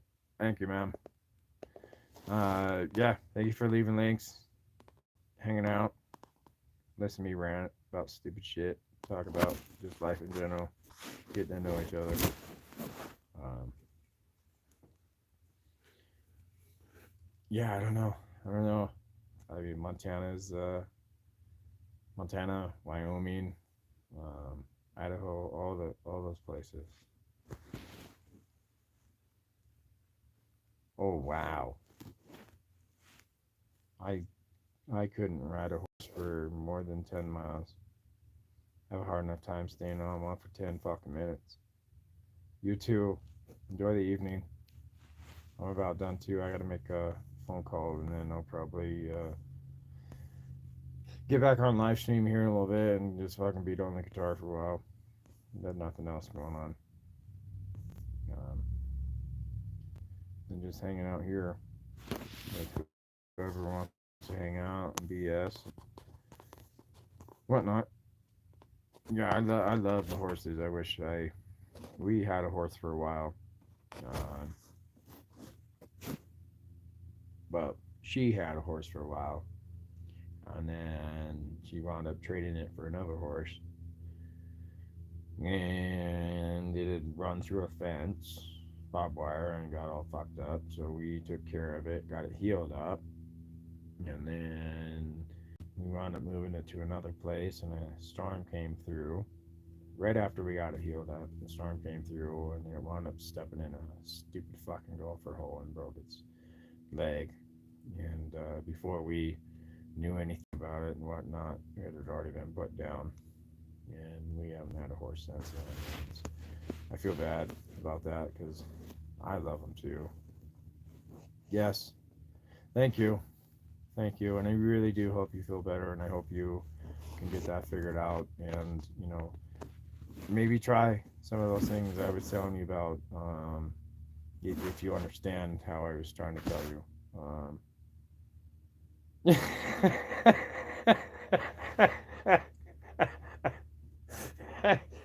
Fuck it, Billy. That's hilarious.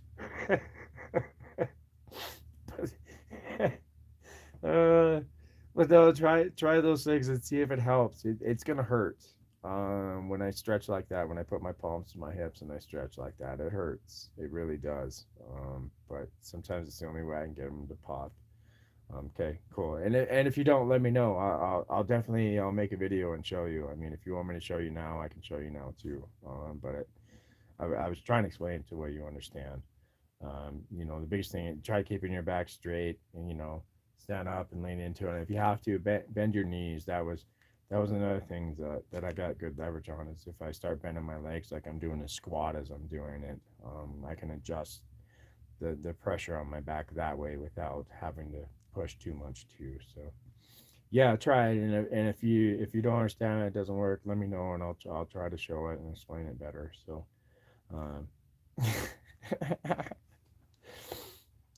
funny. Okay. Yeah, I hope it helps you. I really do. The back thing sucks. So yeah, hot showers too. That's another thing. Just hot showers. Sometimes like leaning against the wall and taking both hands and putting it against the wall and kind of leaning into the wall that way, to where it stretches your arms back.